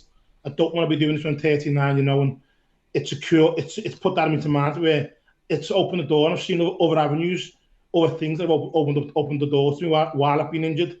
A lot of guys would stay injured and sit on their house and, you know, and do whatever. I was injured, mate, but I was out there, I was hustling, opening up businesses, looking at things and seeing what I could get to, you know, and what I'm hoping to do. And for me, mate, it's, you know, I'm going to go get my coaching badge from my son, you know, invest into more properties and stuff, and just be more around the family a lot more. That's what it's opened my eyes to, and that's what I'm going to do, you know. Sounds like the break actually did you good, mate. Yeah, mate, it did me good, and it did the body good, because I haven't, you know, everyone says, oh, I've been away for years. Bear in mind, mate, like, I've been competing since I was 20 years old. Yep. The only breaks I've ever had is when I'm in jail, you know, and that's the only breaks I've had while I've been off steroids, mate. You know, and that's it. Like, when even in jail, taking steroids, but to last year, mate, I went on shit. Wasn't on no drugs, no tren. Wow. No, it was eating food, and that's the first time my body had a break off all this shit, you know, and it, you know, I look like a bag of shit, but I felt good, mate. I felt happy. I was good. I was healthy. I could walk a bit. I could talk a bit, and it done me the world of good. And obviously, you guys can see that the rebound when I'm eating good again. I'm back on the shit, and I'm back to being heavy and full. You know, mate. I've missed your honesty. I missed it. I'm just thinking it's all flooding back to me now because, like, you know, I interview a lot of people and they're all great, you know, but like there's something about the Nathan De Asha honesty that is so direct and so like, I don't give a shit. I love it. I love it, mate. I love it. I love it. Thank you.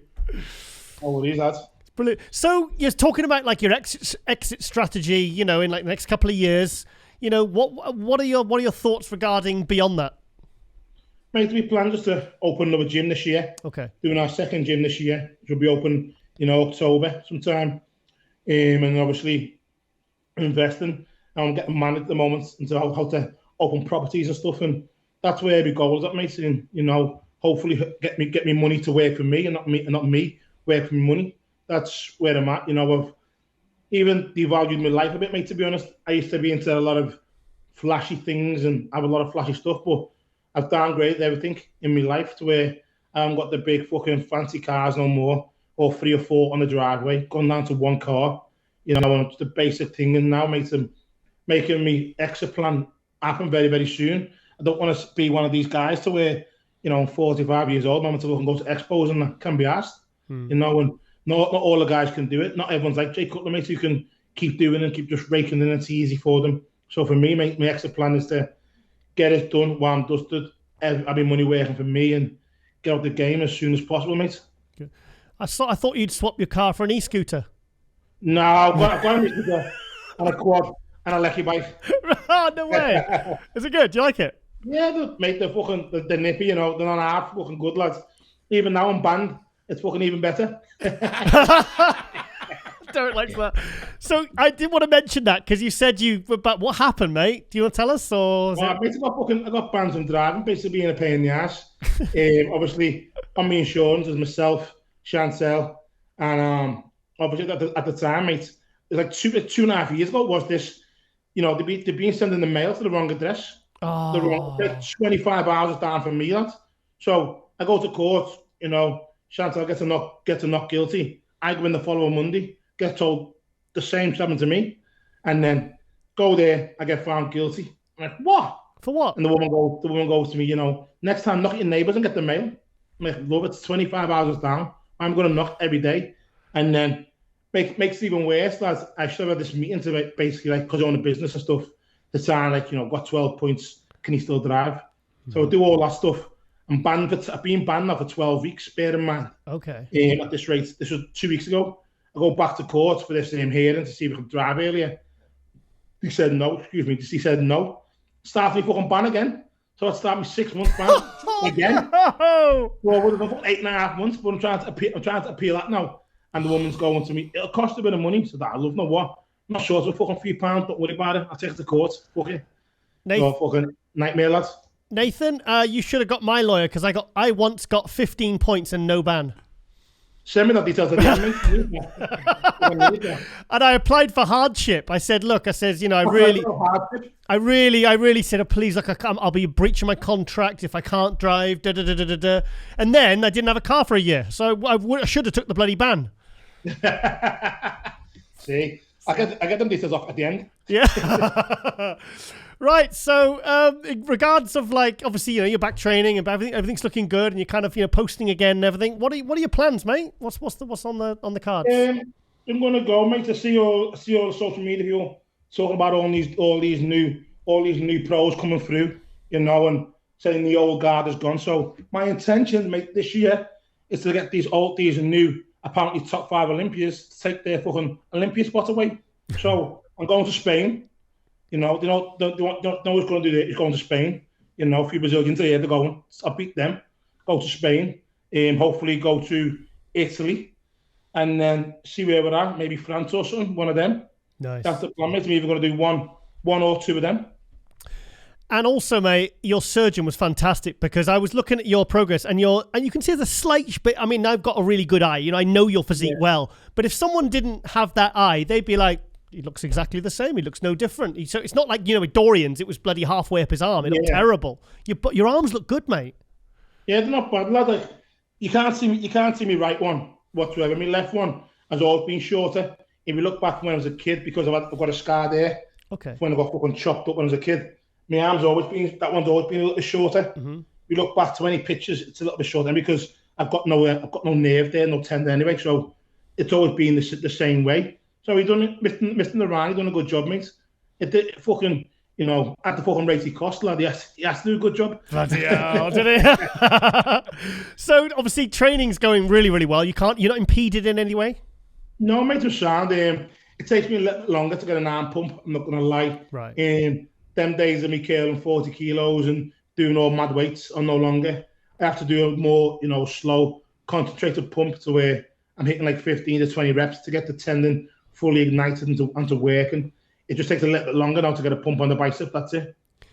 Do you know what? So you did it on a machine. The second one, the first. How did you do the first one? No, so the first one was done on a machine. The second one was done. First one was done throwing a ball. On the first one was the left side was done basically doing a photo shoot, but he ate it before that. And then the second one was done again doing a photo shoot for Panate, but it fully went the next day when I come home playing with my son. Yeah. So all those videos I've seen you of lifting ridiculously heavy weights and all that, and it was done doing a freaking photo shoot. It never happens in the gym. It's always something stupid like a shoot, or you run it, or you walk in the shop or something, or in branch one's case, you're walking escalators, always some bullshit. Yeah. People always say, "Oh, do it in the gym." Nothing ever happens in the gym. Mate, Vince Taylor tore his warming up for a guest posing with a 10-pound dumbbell backstage. Fuck off. Yeah, Vince Taylor, that's how he tore his bicep. But he had a good surgeon as well, so you can't even tell. Do you know what I mean? So it's crazy.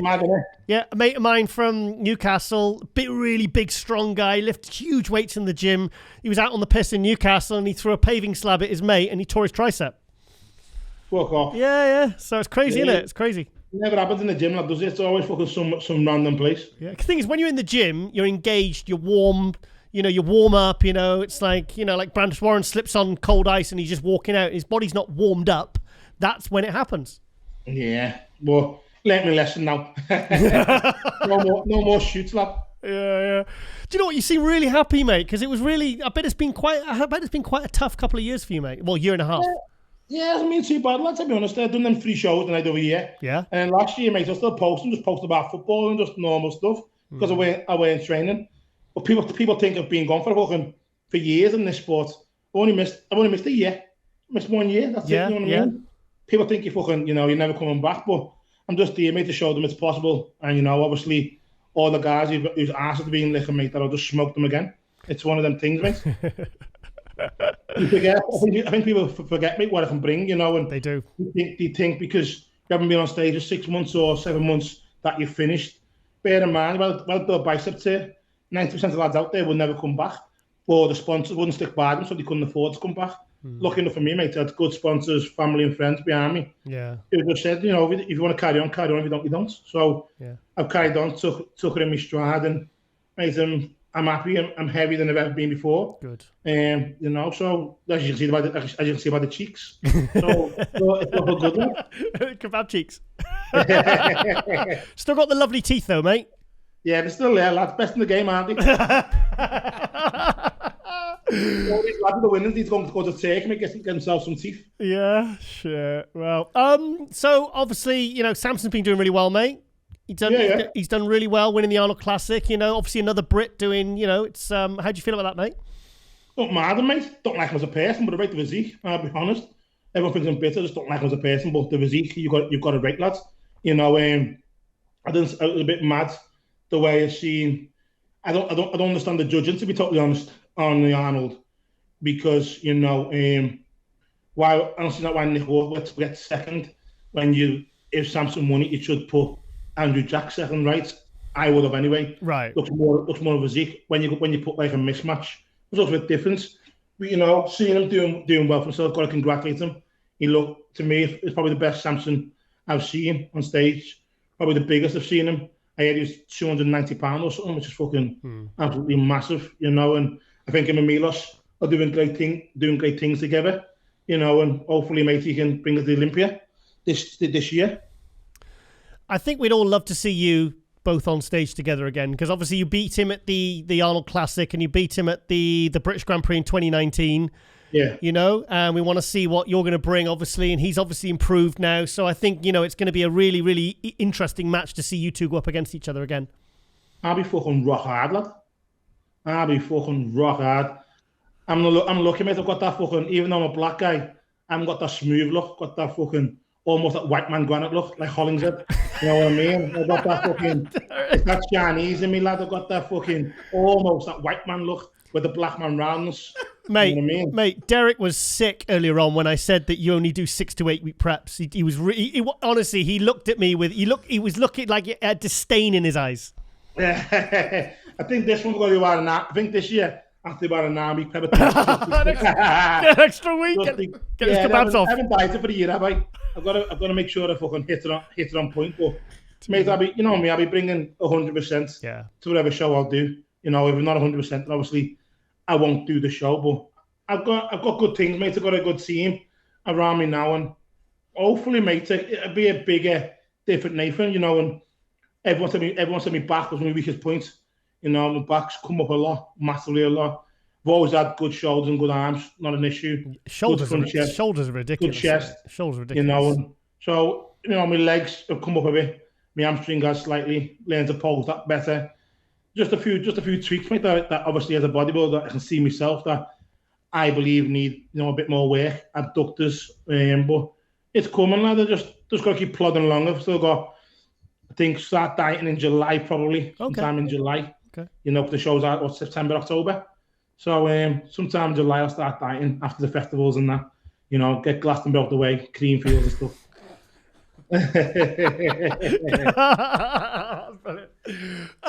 I saw on your Instagram training with Patrick Tour. Is he prepping you? I know you're part of Yamamoto, but is he prepping you? Patrick's one of the people. He's a nice fella. Yeah. I just pick his brains for everything, lads. He's not my coach, but if I can text him and say, Patrick, look, I'm doing this. What do you reckon? He'll tell me, because he's obviously part of Yamamoto and wants to see the whole team do well. He'll just say, look, Nathan, here's what I think. And obviously, again, in supplementation-wise, in regards to, you know, what Yamamoto sell, I ask him, should I take this, but I should take that? You know, the man's open he's there to learn. Yeah, he wants everyone to learn of him, so I appreciate that, you know. And when we travel, we always get a session or two in. You know, I like the way he trains. He pushes me hard, you know, and him and his missus are always dead polite to me, you know, because a lot of the guys with the Yamamoto team, when we travel, are Italian. And obviously, I talk a little bit fast and a little bit mad, but Patrick and his missus can understand that. So, you know, he takes me under his wing and he's always helping me out. So I respect him there, mate. And he's you know, as a coach, he's good. But for me, you know, he's got a few athletes on. I like to be by myself, you know, and do my own thing, just be Nathan.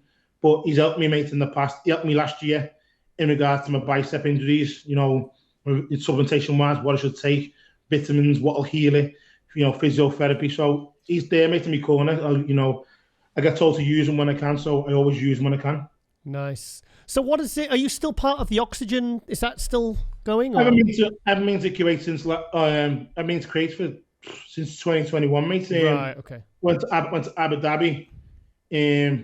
When last year wasn't the best experience with the guy who runs that gym. You know, is what it is. Speak to Askar a lot lately. Talk to Abdullah still. Chemo still does only training. Okay. For me, yeah. So you know, he sends me my leg workout every week, me back thickness workout, my back width. So in that aspect, I'm still with Oxygen for that. You know, but diet wise, just, you know, Askar inputs it, but just cracking on now, mate. Just cracking on. Good. You mentioned the kind of the old guard, the new guard, and all these new guys that are kind of, you know, who are you most looking forward to having a crack at? Everyone, mate. Everyone. You know, I haven't been on stage with none of them. Yeah. You know, when I was competing, mate, the only person there was Rami. Was Rami, Rowley, yeah. Bonach, Dexter. That's who was there, mate. Oh, Haddy. I've been against Haddy once, you know, it was a close match. I believe the best Haddy anyone ever seen. I lost by a point. It wasn't the best Nathan I was ever seen. I'd have watched out midsection and stuff. But yeah, mate, that's it really, because when I was in there, mate, we had the Dexter fucking filling that there, you know what I mean? Yeah. Roden, Dexter was still fucking getting top fours. Bonach was getting top threes and stuff. So everyone really, mate, you know, the only person I think I've been against is on there lately is Ian. And obviously Ian wasn't the best Ian last year, but I believe he's going to bring a different package this year from what I've seen now. Work with Matt Jensen and Matt will push him to the ground, mate. It's funny you said about, like bodybuilding fans sometimes have short memories. Someone said to me the other day, he said, oh, well, Rolly hasn't competed for 5 or 6 years. I was like, what? I said, he competed 2021. That's 2021. It's like, I said, and he was still, he was in the Olympia a couple of years ago. It's like, funny how... He's had 3 operations last year himself. Is he okay? Yeah, he's got something wrong with his shoulder, but, he's 47, something 46, right? And it's Father Time, mate. He's got a few injuries because Rolly just lived like a freak, didn't he? Yeah. Even when he was injured, he still lived like a freak. So I think it's caught on him a little bit. But I know he was still fighting, trying to come back, end of last year. And this year he's trying to train, but who knows, mate? Who knows? Rolly's got nothing to prove, mate. I mean, he had 2010 to 11-year career, and he was like the original freak, wasn't he? He's like, he never compete again. He'll always be well thought of. Yeah, mate. I said the same thing to mate. I wouldn't be asked for 46 years old. Yeah. Take time with your family, but Rolly's just, he lives for the sport, mate. He just loves bodybuilding. He loves it. He's one of the few people can say he actually loves it, mate. That's like, it's not his life, but he's just as mad passionate about it. Yeah. And he gives everyone the time of day.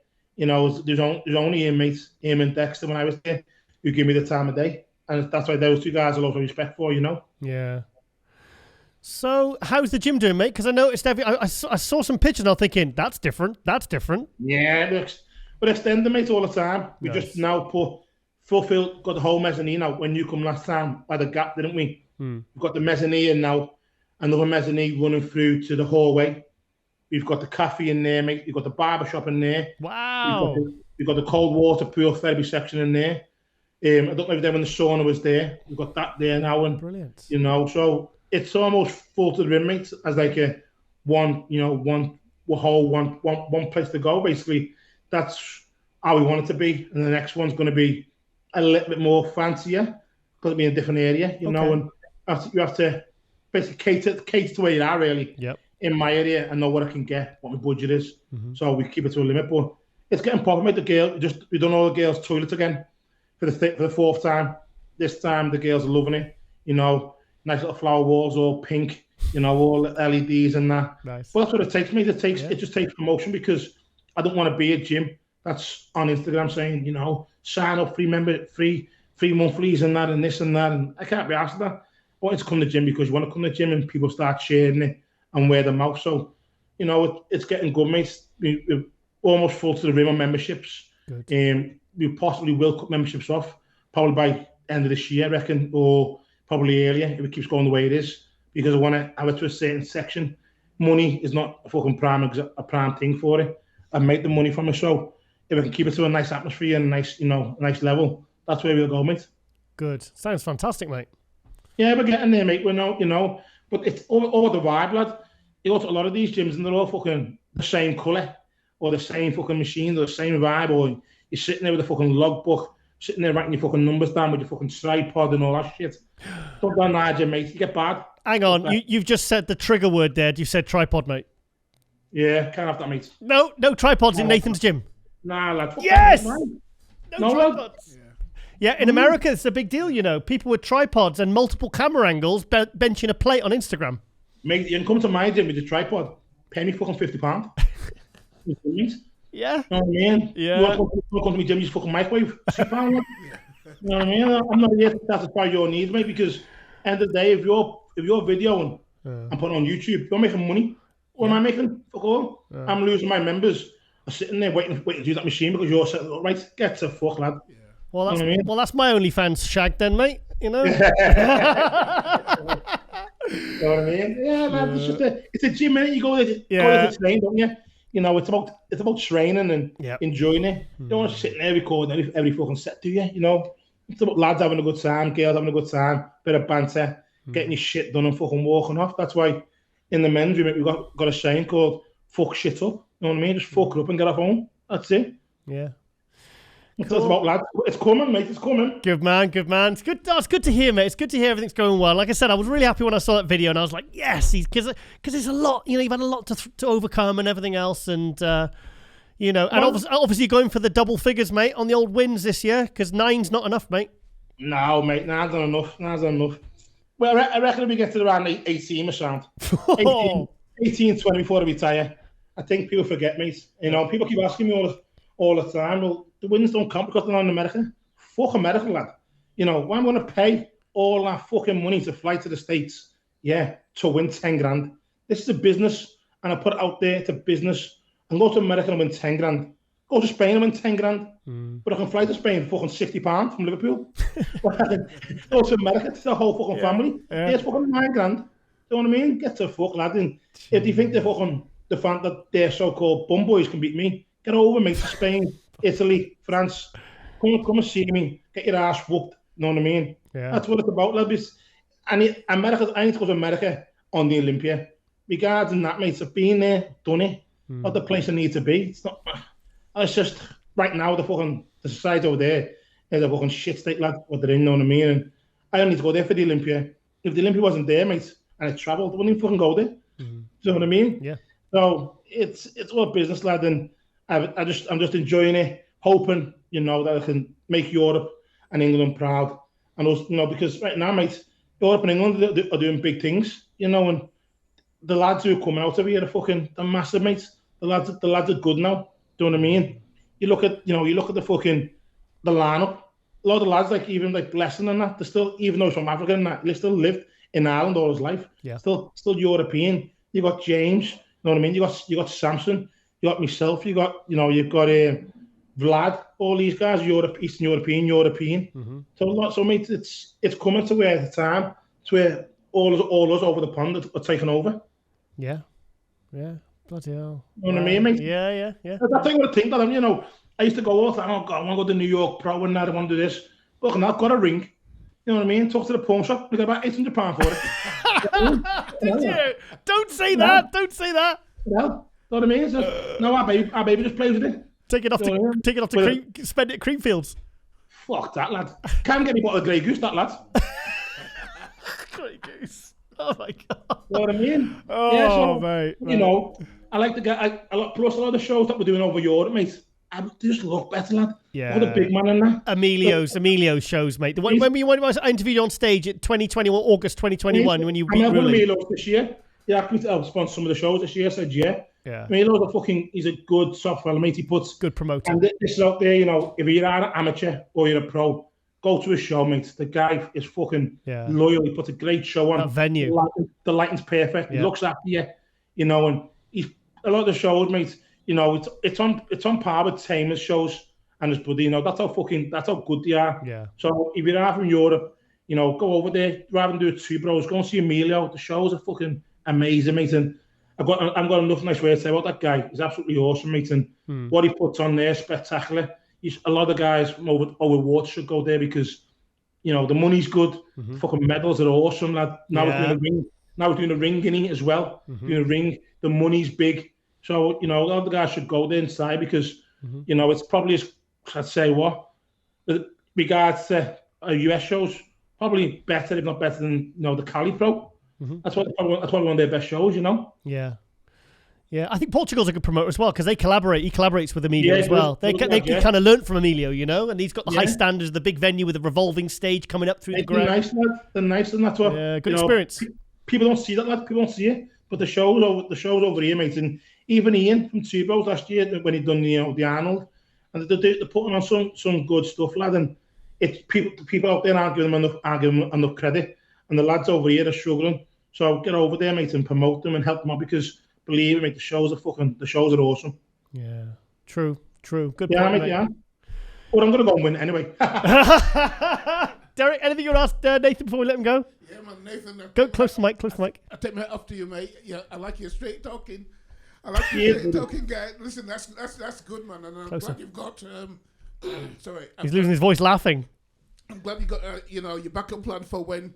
You do decide to hang up your gloves, but you know, good luck anyway. And I'm looking forward to see what you bring to the next show anyway. It'll be something different, mate. And yeah, man. Nice.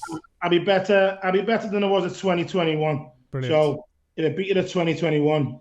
You know, just be ready for an ass kicking in 2023. Drop the mic.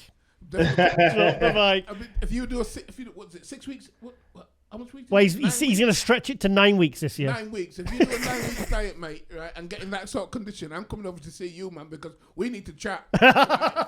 We need to chat. It's now meat, but on a Saturday it's just fucking biryanis and kebabs. Lad. Yeah. Biryanis and kebabs. But I like the idea of no cameras in your gym, though, because that's when I had my gym. It was like that. No tripods. Right? No tripods. Because, none of that rubbish. We're in there, mate. In there, you'd have a lot of people, waiting for machines. Yeah. We have a lot of big lads and big girls, and people don't want to get on camera. Yeah. And then these people with tripods start saying, "Oh, you're in me shot and that." But at the end of the day, is that they've paid the money just to do the viewers, so they're entitled to walk past your camera, to walk past there. Everyone's equal, mate. And a lot of the time, they come with the mate, the girlfriend, the two friends, and the tripod there, and the gym bags on the floor, and it just causes a fucking manic. Yeah. If I'm there, mate, I say to fuck off, and I'm there a lot of the time. Believe, even though people think they don't see me in the gym, and everyone knows if you come to my gym, I'm there night and day, mate, and I've got time for everyone. So, good. I just tell people straight. If they ask, all the guys come and ask me, "How am I looking, Nathan? Can you use me camera in this?" I say, "Look, lad, we go in the posing room, mate. And you look like a bag of shit. I'm telling you, you're a bag of shit. Just don't start crying, And people walk up with dreams crushed, mate. Sadly. Wow. One more question, if I can. Right, I said, Nathan. So the gym that you've got, have you got any more lads coming up? Yeah, maybe we've got a lad who train with now, Danny. He's a good lad. We had another lad called Turkish, but sadly he was training with Matt Jensen. We had an operation a few weeks ago. Had a twisted bowel, mate. He was getting his pro card. He would have been, I believe, with those pro card probably last year, the number of operation, would have been probably in the Olympic stage this year. The kid was he was good, mate. And we have a guy, Nada, in the gym. He's a physiotherapist. He's a good lad. He's Q80. So he's good, mate. And there's a few other lads, mate, coming up slowly. But mainly, mate, we've got a lot of girls in our gym. We've got Anna Banks. No, Anna Banks. Oh yeah, Anna. Yeah. Figure. She's doing wellness now. Oh wow. Mate. She's out of this world. We've got a few of the girls, I believe, doing the 2 bros this year. Brilliant. I'd put them on the verge of fighting for pro cards. We have a lot more women, mate, in the gym actually going for it. Brilliant. And they were better than the lads. Wow. That's good. You got good mixing. Excellent. Nice one. Yeah, they're going for it, but they all have their own little niche, and I don't get involved. They just say, what do you reckon I should do it? Give them my input on where they reckon they should go, but just point everyone in the right direction, mate. If they're good enough, I say to them, look, go and do 2 bros. If I don't believe at that level, put them on a local show, because don't want to crush the dreams, You just have to tell them slow. It's a slow step in it. Yeah. It's just a working process. But there's a few mates hopefully make a splash this year, Good. Nathan, all this talk of biryanis and kebabs is making me hungry. Making me, I've been playing football fucking 90 minutes, lad. Having an heart attack. Money for the board, mate, fucking £200 hard work. Shit. Oh, that's quite a sight. Right, mate, we're off to Nando's, but this has been absolutely fantastic. And like I said, I've missed your honesty, mate. I really have. Cheers, buddy. No worries. Anytime, lad. You know that. Yeah. And maybe I'll upgrade to Zoom one day as well. Yeah, you need to make this one's bullshit. This. Nice ass.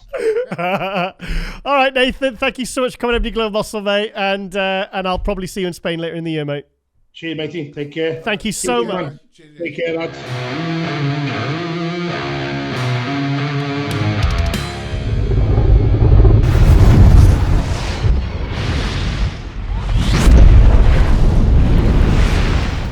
Okay, guys, and welcome to episode 30 of MD Global Muscle Hot News. Of course, we have again Derrick Clarke. Yeah.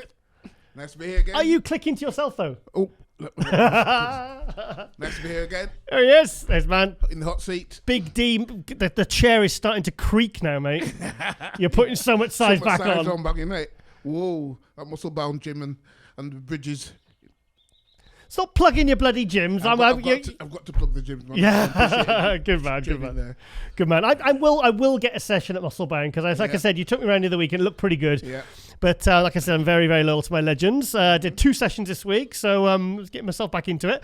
But a fantastic episode this week with Global Muscle. Of course, we had the 2 special guests. We had Phil Clahar and Kamal Elgargni. Possibly Nathan De Asha, because he hasn't got back to me and we're filming this in a funny order. So we will bring him up in hot news because obviously Nathan De Asha, huge name in the UK, fantastic bodybuilder. So if not, we'll definitely get him on for next episode. But yes, anyway. So, right, okay, then we're going to Phil Clahar. What do you think of Phil? Nice, good, excellent. Good bloke, isn't he? Good bloke, very nice guy. Fellow Jamaican? Nice guy. Fellow Jamaican. Yeah. Yep. So if he's a Jamaican Tank, what are you? A little Jamaican Tank. Tankette. A tankette. Yeah. No, because he said he in the interview, he was only like 240s on stage, and I thought he was like a 260, 270 guy, but he looks 270. He's absolutely huge. Yeah. So anyway, yes, obviously the big news is Phil Clahar and Kamal Elgargni are on the list for the Open Masters Olympia in Cluj, Romania in August of this year.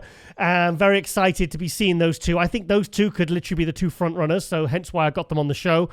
And Phil, he was looking a bit tired when he first came on, wasn't he? He was not normally. He's like full of life, and he said, "I'm on zero carbs." And then he lied. He said zero carbs. 200 grams of carbs is not freaking zero carbs. Do you know what? Okay, then. Well, I've been zero carb every single day of my prep, every prep I've ever done. Yeah. Because I used to take my carbs down to about 80 grams a day. Wow. I was okay on that. That is zero. Yeah, but that's below zero. Yeah, but what you do is you lower your carbs and you up your fats. Yeah, and I felt fine. I felt great. I felt great. Yeah. I think maybe I was diabetic then. He didn't mention about his fats, or did he? He just says it's real low carbs. But he must have. But he must be up in his fats. I should have asked about fats. Yeah. Because a big guy like that, I mean, 200 grams of carbs is not a lot. I mean, he's a huge dude. I'm like a 250, 260 guy. That's not a lot. But anyway, let's have a look at his physique, see how he's looking, because obviously he's very excited. He's doing the Orlando Pro, and then he is going straight into the Masters. Did he say he's doing 2 shows? He said he's doing Orlando.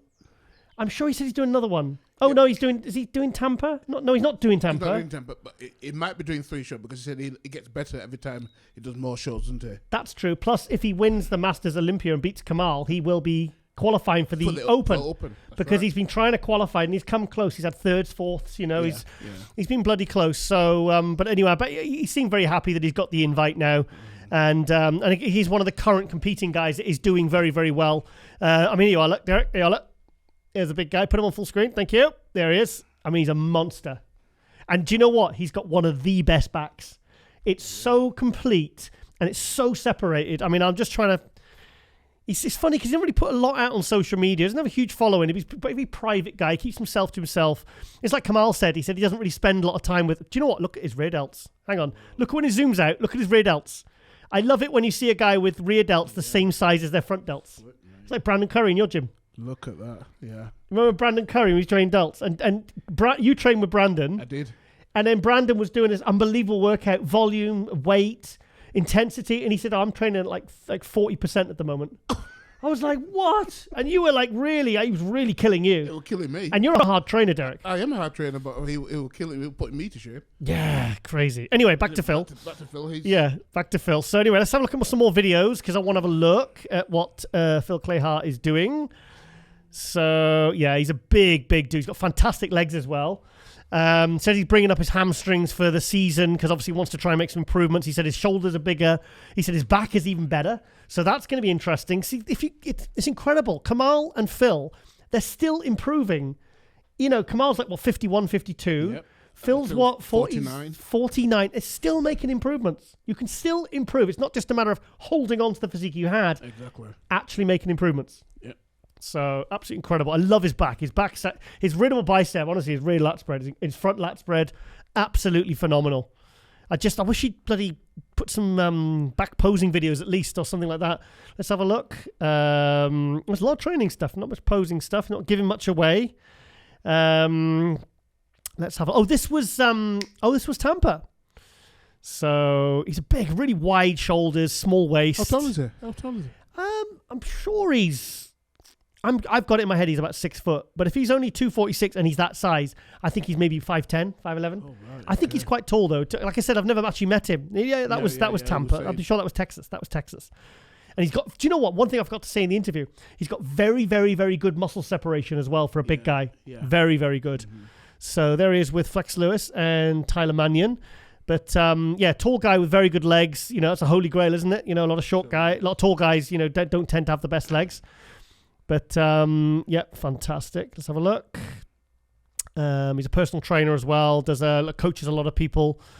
But he's been a really good addition to the pro ranks in the last few years, actually. But that 2021 Texas Pro, my God, their top three was Ian Valliere, Steve Kucklow, and big Phil Clahar, the Jamaican Tank.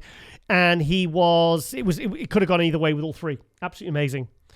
So, yep. Let's have a look. I'm trying to see if I can find any of those Texas shots or back shots. Not when you see that it's not really worth seeing him when he's off season like here. No. But you want to see him when he's in contest condition. His back is absolutely phenomenal. Because it's not just complete head to toe. It's the separation. Yeah, what we're looking for, yeah. Yeah, the condition, everything, Nice small waist anyway. Yep. He's a big, big dude. There he is. And he's prepped by Blue Taylor. He was used to be prepped by George Farris. Obviously switched to Blue. And he seems to be going very, very well. Nice. Good hack squats there. I've done hack squats in years. Yeah, looks good. Yeah. Oh, God, I remember I did knee wraps. I used knee wraps on hack squats once. And I did 4 plates for 8 aside. And I was like, I've never even done 3 plates before. I was just flying up. They were like spun, like a spring. Got to use knee wraps. Do you use them, do you? 100%. Do you? 100%. Oh, wow. I don't think okay. I'm trained that heavy enough to warrant knee wraps for a few years, You've got to use knee wraps. Okay. So it looks good there, looks good. Oh, more hack squats. This was warming up before I really hammered the legs today. I wouldn't give up.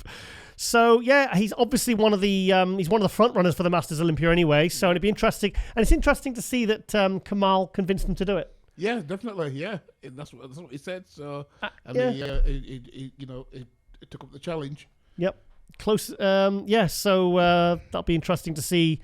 2 training partners on stage together. But like I said, if it's top 2, I'm sure they'll be very happy for each other. But as well, 2 completely different types of physiques as well. Oh yeah. It'd be interesting to see like someone of like Phil Clahar's size up against someone like Kamal with his his conditioning and his Kamal is I think is a little bit more complete. He is. He's super complete. That's why he always beats guys bigger than himself. Exactly. Yeah. So Kamal didn't train that night, did he? At your gym? He didn't train. No, he didn't train. He was just giving advice and things like that. Yeah, he just came along, didn't he? Did the seminar and stuff, and that was good. Here we are. There he is in his shorts doing men's physique. Oh, he's just that's proper off season now. He is a tank, isn't he? He is a bit. Well, he looks bigger than 5'10" anyway. Yeah. I think he is. He's quite tall, but he must have very light bones because to me he looks like a legit 270 guy on stage. Yeah. So anyway, there's like I said, there's not a huge amount on Phil's Instagram, but let's go to Kamal Elgargni, 180,000 followers. Wow. And obviously Kamal said it's going really, really well in America. He's actually over in the UK at the moment, tying up some last-minute business stuff and with his gym and some other bits. And then he said in June he's going to Dubai to prep for the Masters Olympia. That's right. So that because he likes to do that. He likes to like when he was getting ready for the Olympia one year when his family was still in the UK. Yeah. He went to Florida, got himself an apartment, just living by himself. Yeah. Going to the gym, and that's what he likes to do. He likes to lock himself away. Yeah, he likes no distraction. He likes to just focus. Says to his wife, "I'll see you in 6 weeks." Does what he needs to do, and every single time brings the goods. Because he's so.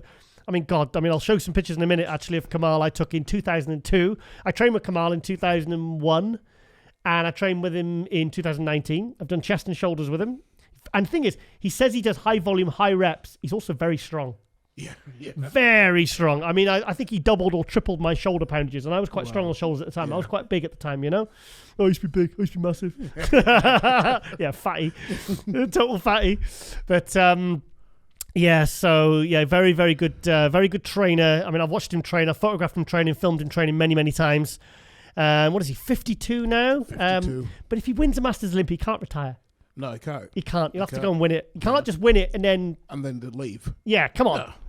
Come on. I think if he wins, I think he's gonna. He'll come back again. I think he'll be too tempted. Yeah. Defend it. So shit. There is BPI. Obviously, he's with BPI. It's been a good relationship. He's been with them, I think, since 2019. I think since he won the Masters Olympia. He puts out a lot of training content. Oh, here he is at the. Should we show this at the Arnold Classic? He wasn't very happy with how he looked at the Arnold. He said he peaked a few days before.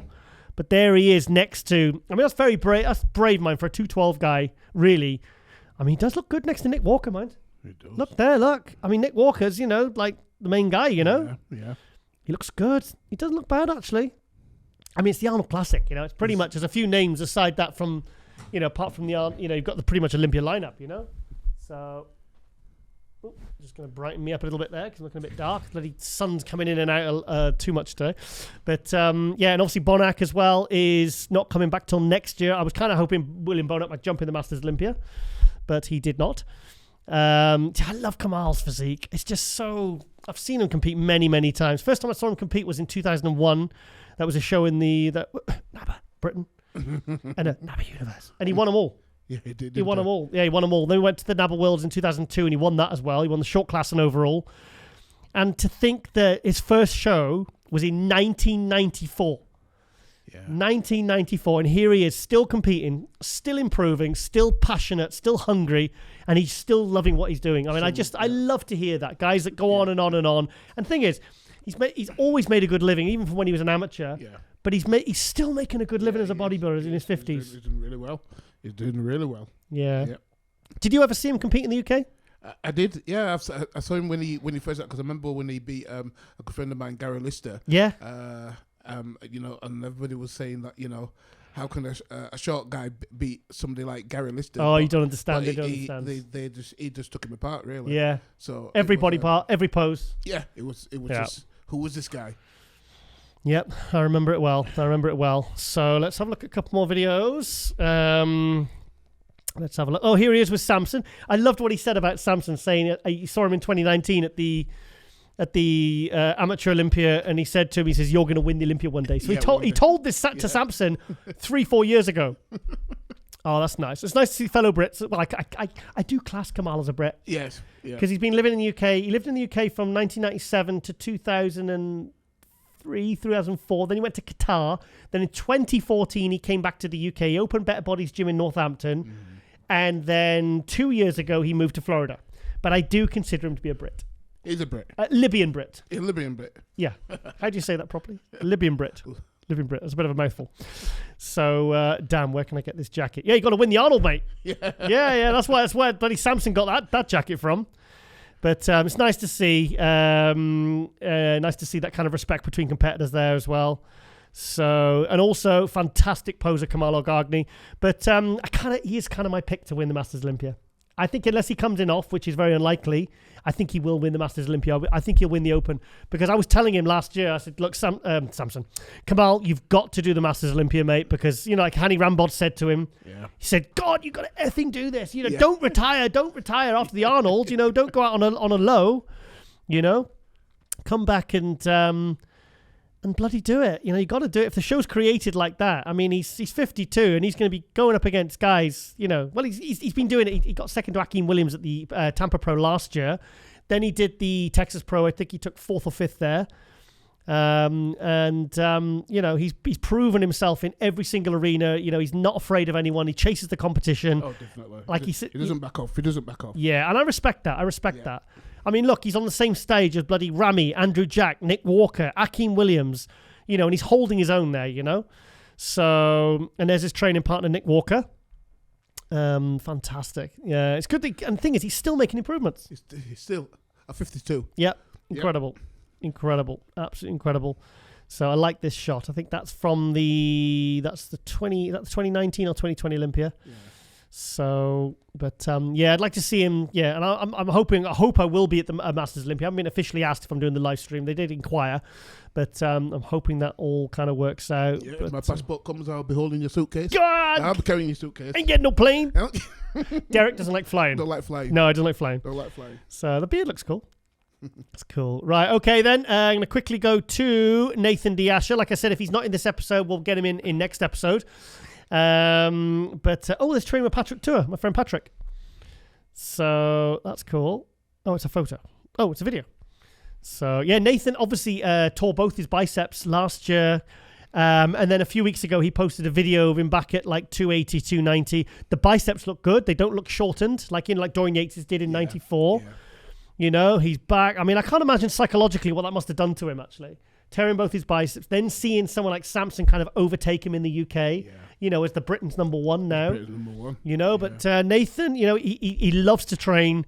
And so when he was quiet and you weren't hearing much from him, that's because he was doing this, training hard and heavy. And he trains proper old school, hard, heavy. Yeah. He loves throwing around stupid weights. I cringe at some of his videos sometimes because I think he's going to injure himself. I mean, he's proper old school. He loves training hard and heavy. And training with Patrick there, training probably the SST style of training, obviously because they're both the Yamamoto team. But I really, really hope we see Nathan back on stage very, very soon. Here we are, there's the video. This is him off season. So as you can see, he's back to his beefy biggest. But and he said he doesn't want to go past a certain age. So he said he just wants to see the biceps look good. The left one's a little bit shorter, but it's not like Dorian's literally halfway up his arm, is it? That's right. It looks all right. I've seen him like this before in the off season. That's a pretty good look for Nathan actually. Because he likes to get big and chunky and heavy so he can lift heavy and train hard and stuff. But this is the Nathan De Asha that we all know. So and he transforms. He does a 6-week prep. 6 weeks. Yeah, he does 6 or 8 week preps. He said he never diets longer than 8 weeks. Wow. Hate him. And he gets like this. He gets big and heavy. He's got fantastic shoulders. Fantastic shoulders, Nathan. So there he is, Mr. Chunky.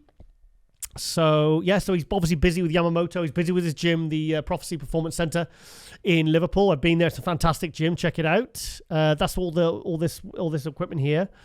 So we're really excited to see the return Nathan De Asha. Hopefully, if he's in this episode, we'll find out what show he's doing next and what his plans are because he hasn't been seen on stage since 2021. So okay. Quickly, I'm going to go to Bodybuilders Without Borders. If it comes up, come on. Here we go. There's a couple of things I want to see on here. Is what am I? Oh, here we are. Darren Farrell. This guy was classic. He's switched to open now and he's putting the size on. Looking pretty big, isn't he? Oh, yes. He's doubled in size. Seriously, he was classic before. He was half that size. Wow. So from Ireland. Nice legs. Very good legs. Yeah. Nice he's obviously proper off season there, but he's not. Yeah. The condition's not that bad. No, it's not. That's off season. That's good. Yeah, it's all right. Shapes there. He's got abs. Yeah. So.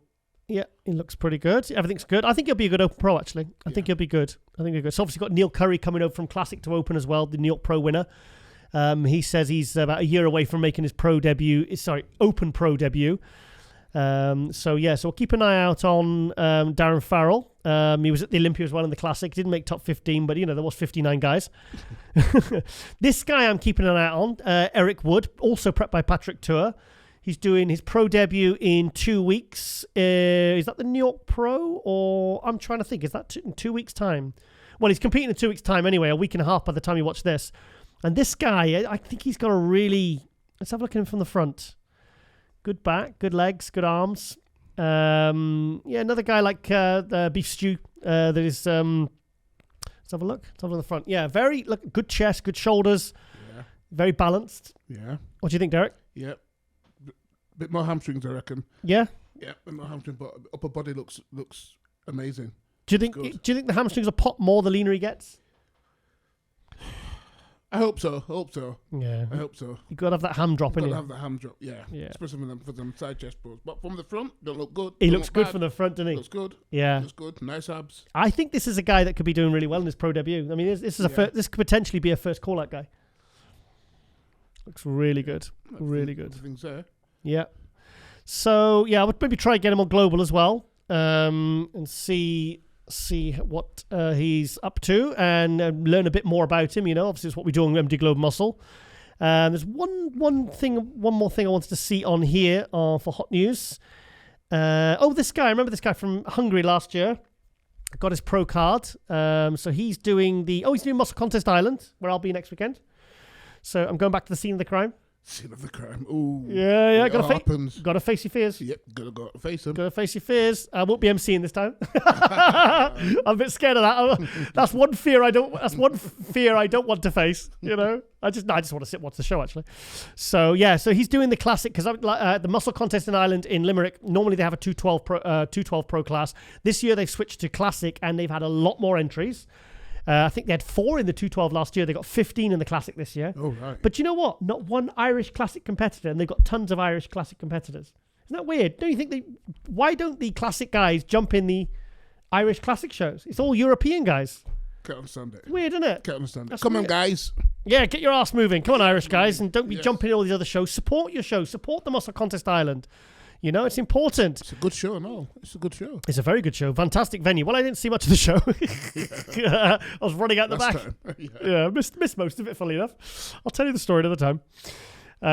So there's one more thing I wanted to see on here. What was that? Oh, Michael DeBull. He's also competing 10 days out from the Pittsburgh Pro. This guy won the Arnold UK. He's from UK. He's from the UK, originally from Syria. And very, very good competitor. I think he got 10th at Olympia. All right, okay. Yeah, he got 10th at Olympia. He's really good. His condition's incredible. And he's coming with like a fuller look this year. So it'd be interesting. So obviously means he's closer to the limit of the Classic. So, yeah, that's all I wanted to look at on there. And quickly, I want to go to, Beef Stew. Obviously, there's a lot of talk around this guy competing at the New York Pro next weekend. And doing his pro debut, and he's a monster, isn't he? Yeah, he is. Yeah, I can't fault him. Look at the thickness. Look at the lats. That's proper Dorian thickness, isn't it? Yeah. That's like he's got psycho eyes as well, like that. We like that, which is what you should have at 2 weeks out from a show. We brought him up last week anyway, but I just wanted to give him another nod because there's a lot of talk around Stu Sutherland. And I think he's another guy that's probably going to do very, very well in his pro debut at the New York Pro. Very interested to see him next to Carlos Thomas Jr., who is actually back on Instagram. But he did some rice pudding video or something the other day, so I don't know why that. Obviously, still keeping his physique under wraps, so be interesting to see how he does, because Ron Harris and some other people feel that this guy could win his pro debut next week at the New York Pro. Right, quickly going to go to my account because it is. I just wanted to give acknowledgement to the fact that it's 3 years to the day that we lost our good friend Luke Sandow. Yeah. That was a very, very sad day. Here he was at the 2019 Arnold Classic where he took 3rd place. And I remember when he got it, and I came to the front of the stage, and he was literally just had his medal around his neck, and he said, "I've got the video on my phone." And he came up to me and he said, "Giles," he says, "please tell me that says 3rd place." He said, "I can't believe it's real." Yeah. 3rd place at the Arnold Classic. And when I interviewed him before at the Meet the Olympians, because it was a really, really high quality Arnold Classic that year, I said, so then Luke, I said, how do you think you're going to do in this Arnold Classic? And he went, top 6.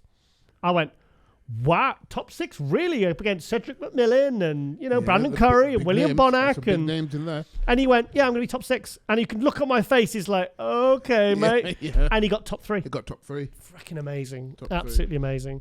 So so obviously sadly missed. Yeah, he is missed, and he's oh god, the lights on my face again. Yeah. Right, okay, we better wrap it up then. But I just want to acknowledge the fact that Luke Sandow, huge figure in the industry, and he's always going to be missed. So, right, okay then, guys, and that is it, really. And also, do not forget to check out the latest issue of Muscular Development, where there's a big bit of light on the front. Check it out. The new issue should be out very, very soon. And that is it. Also, a big thank you there to my main man, Derrick Clarke. Yep, still here. Are we in the hot seat? Are we going for our post Global Muscle Nando's afterwards? We certainly are. Yay! We certainly are. Big Nando's. I actually went last night. Oh, did you? And I got a takeaway and brought one home. So I got a butterfly chicken breast and spicy rice, and I had that last night as well. So you're going for a double? You're going for the double? I'm going for a triple Nando's this weekend. For a triple? And I think they've got a new griller because it wasn't all dried out, because our local one's a bit shit. Yeah. It's a bit shit. So, the sun's gone in. Yay! Fantastic. Right, okay then. All right then, guys. Hope you've enjoyed this episode of MD Global Muscle. Please do not forget to like, share, and subscribe, and hit the notification bell. And we will see you next week for more MD Global Muscle with Derrick Clarke. I am Giles Thomas, and we will see you next week. And ladies and gentlemen, thank you for watching. Thank you for supporting. And we are out.